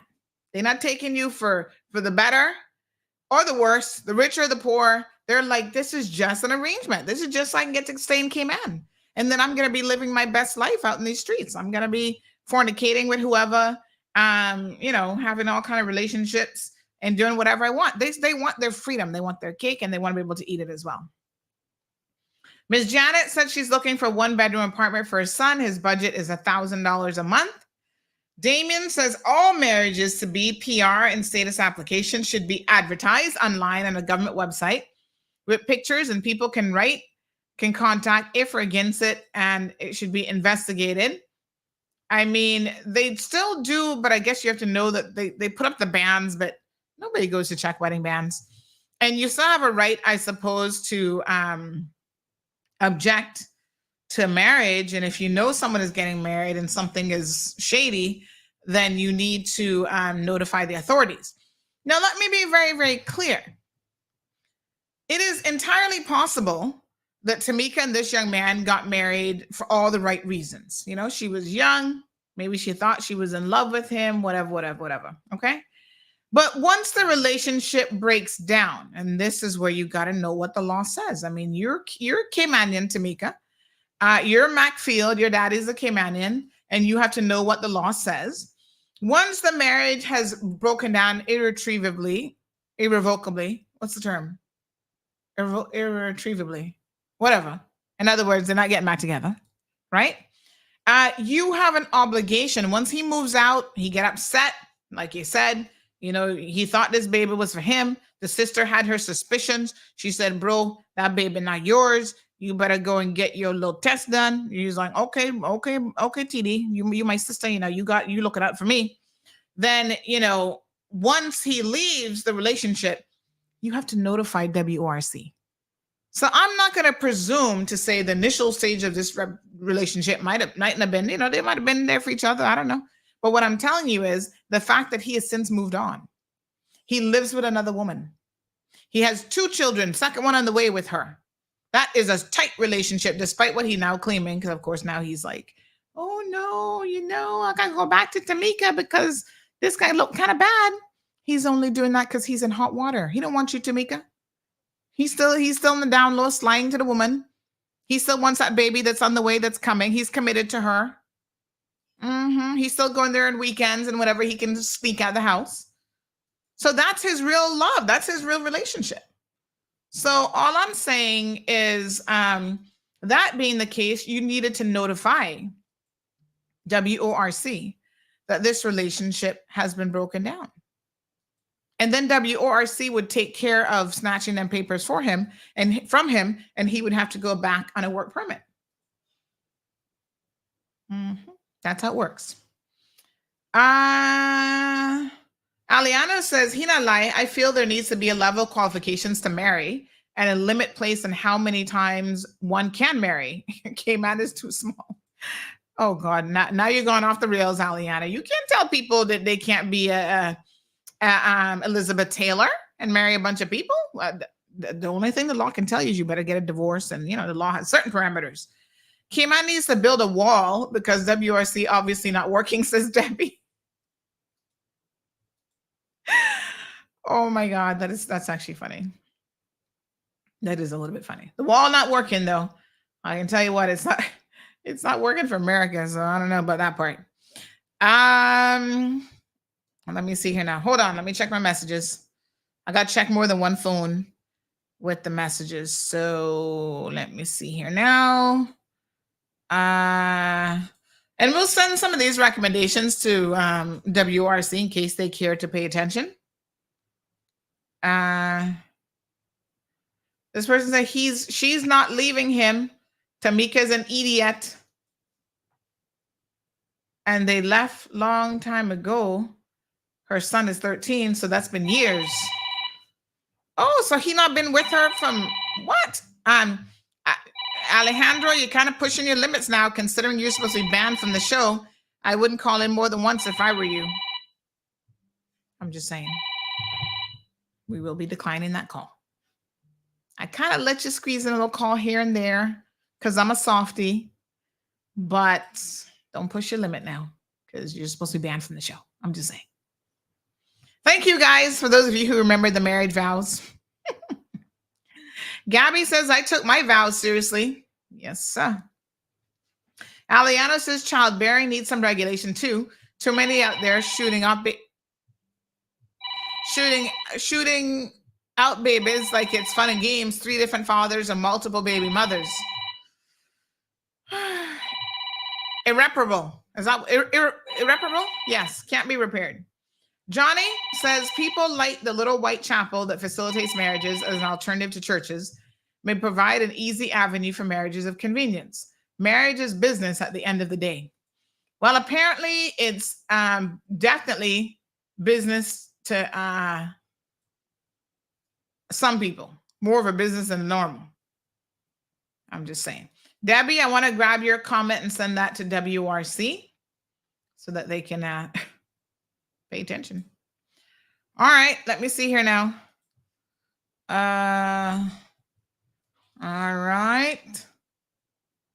Okay, honey chill. Right. Can you please the post regarding the cards? Kindly ask the person who has the cards to dispose of both in the picture. Okay. All right, let me look at my other messages. So good morning, Miss Sandy. Good morning, caller. Yeah, I want to say something, Sandy, about this marriage thing. I believe all marriages are some kind of convenience.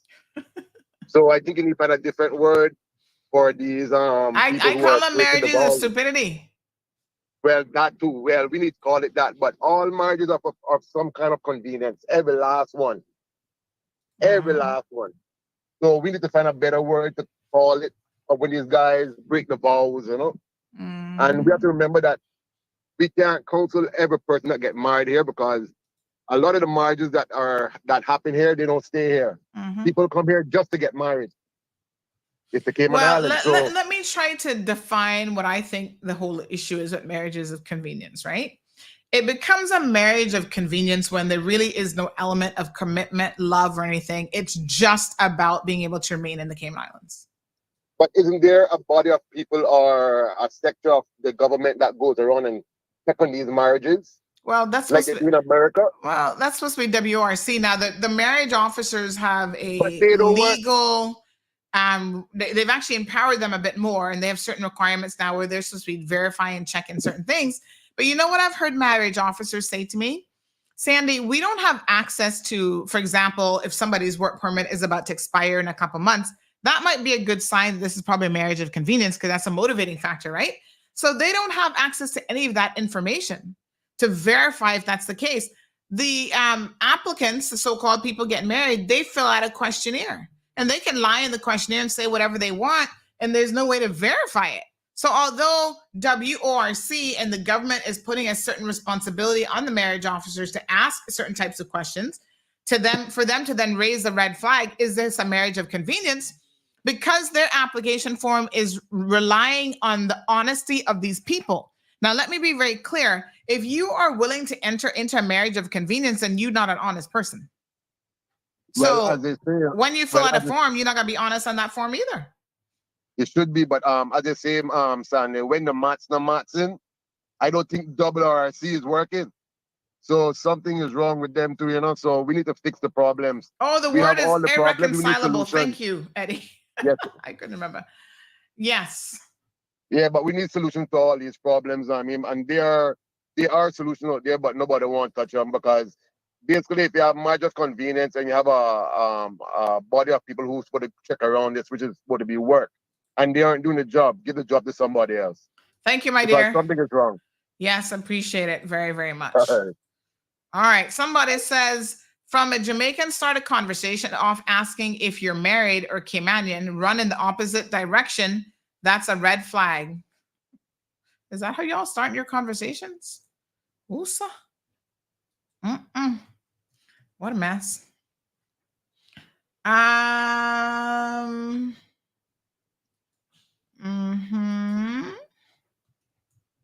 Okay.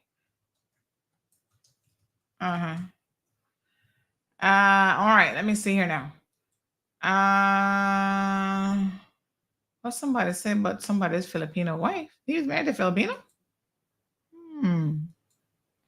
Okay, residency PR should require medical along with DNA for all kids, similar to the U.S. Embassy. Not if you're married to the person. I mean, you're not supposed to be having kids by anybody else. But there you go. Oh God, I can't read that one on the air. That definitely can't be read. Well, I hope the guy with the fentanyl will get deported after he serves his time. And Kenneth Bryan, being an MP and in government, should be advising Tamika to report the marriage is no longer. Hope that she's deported, meaning the Renee Hamilton lady, can never come back to Cayman. The marriage officer should be provided with proof from immigration of their work permit status. That is something that needs to change. This person says, good morning, Sandy. Talk to things, damn idiots. As long as some of them getting that Cayman dollar, they would put up with anything and can't see the forest for the trees. We're going to say goodbye to our radio listeners and take a minute to just finish up some comments. So thank you, radio listeners. Bobo 89.1 FM. We'll see y'all tomorrow morning, bright and early. Let me see here. So the person continues. They never did left from in Jamaica, and that was the plan. They never did left from in Jamaica, and that was the plan. Come sweet talk, aka manipulate a light Caymanian, and married her and gained the life. Tamika, get rid of him. You fool, get rid of what? Get them off. Hello, good morning.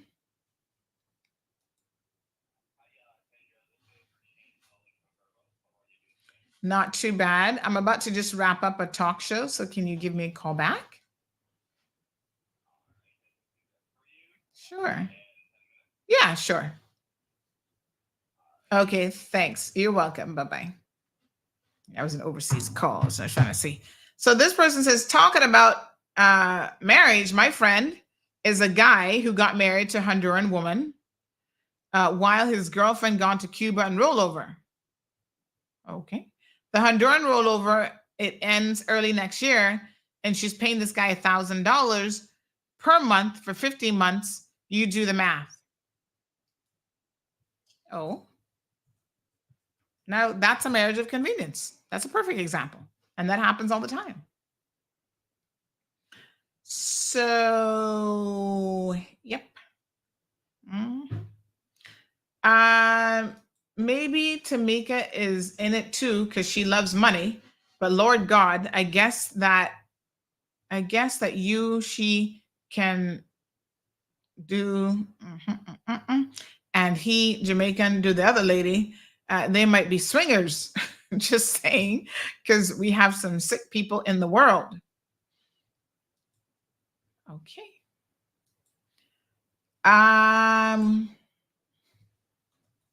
Cannot read that one on air.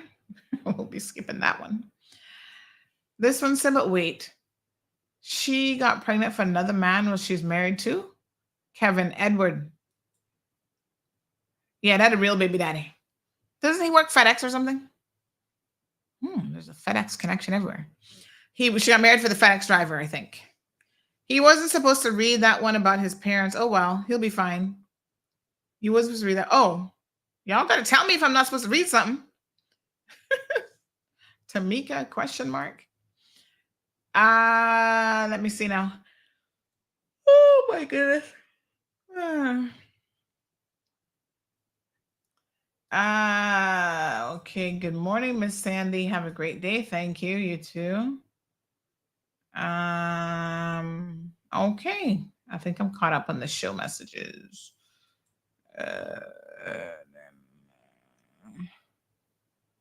This one says, my voice message is, I was asking if they are still together and legally married, could Tamika's assets come into play for assets?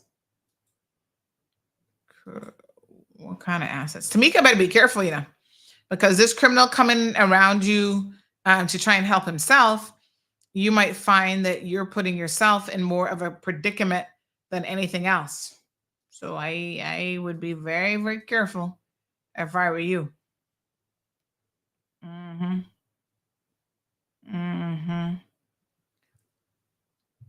Oh, sorry. My apologies. We are not on air. Okay, read the comments now. We're not on air. Some of them still can't be read, honey Jill. This person said, Kenneth not got no time to worry about anybody else's marriage. He's going to just focus on his own. He need worrying about his own marriage. Okay. All right, let me see the chat messages. No, they can't be read for other reasons. Nothing about the profanity. Here, Aliana, talking about, yes, overtime, yo. No, we are really not going into overtime. How am I gonna catch the how am I gonna catch the court sus if I go into overtime with y'all? Somebody gotta go to court. I'm just saying. Okay, hold on. Oh God, I'm getting tired. Ooh, you see what happens when you sit down? That's why you must get up. Get the blood pumping. Keep on moving, honey chill. That's why most of the time I don't sit down. I stand up. Let me see here now. What a hot mess.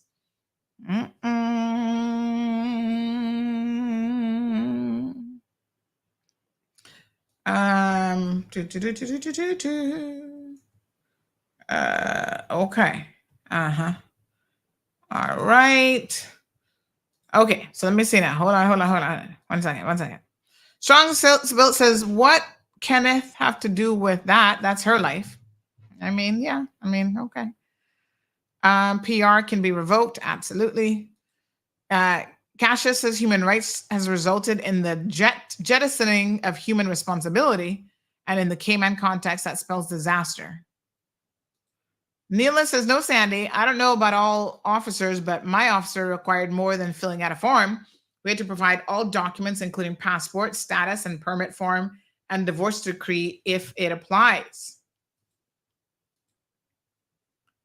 But if you were on a work permit, did they see the actual stamp in the passport? Like what page of the passport were they getting? Magdalene says work has too many issues to deal with. They don't have enough persons to do that.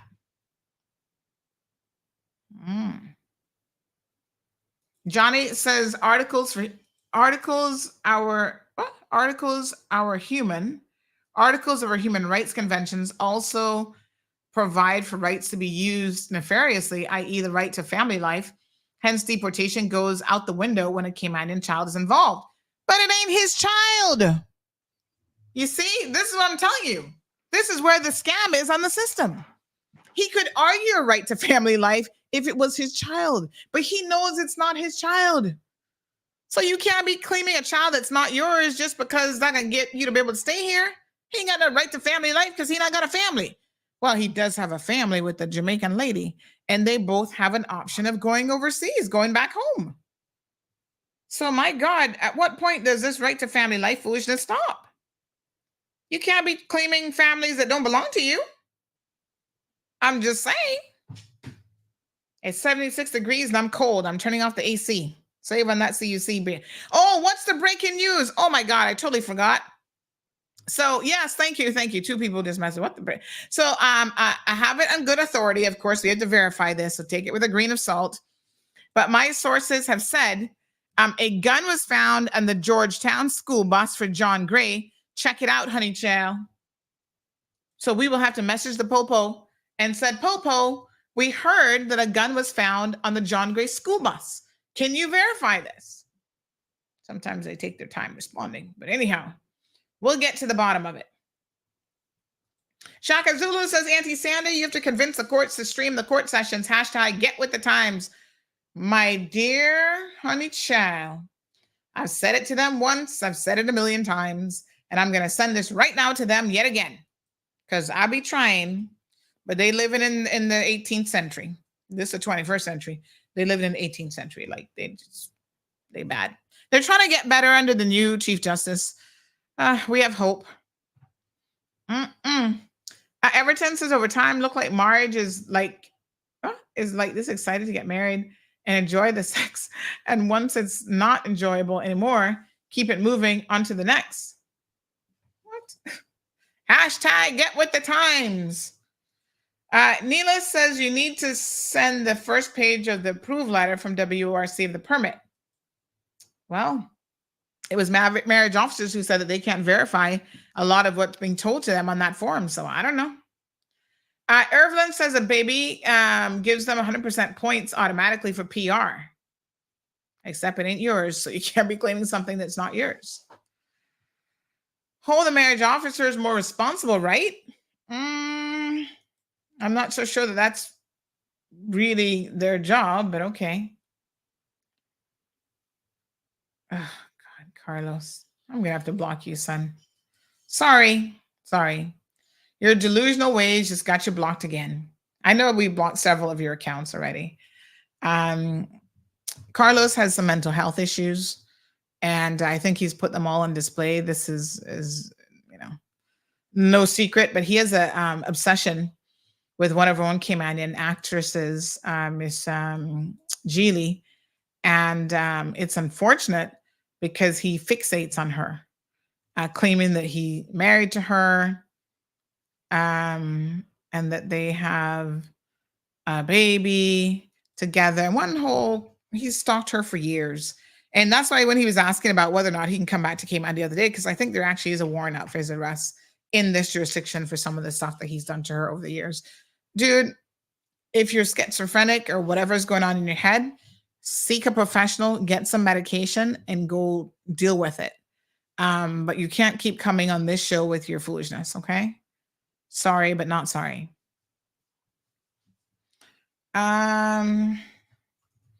All right, let me find out what's going on with the gun situation on the school bus. Check our social media. We'll definitely update it there. Okay, Neelis, I'm going to double check, but I'm telling you what the marriage officer told me, that they can't verify any of it. So because you keep responding to him, so he keeps getting under your skin, yeah, he has an issue. Anyway, my overseas call is coming in. He can't be playing the father if he's not even in the household, Johnny. So, I mean, yeah, just 1 second for me. All right, folks, we're going to go ahead and wrap up the show.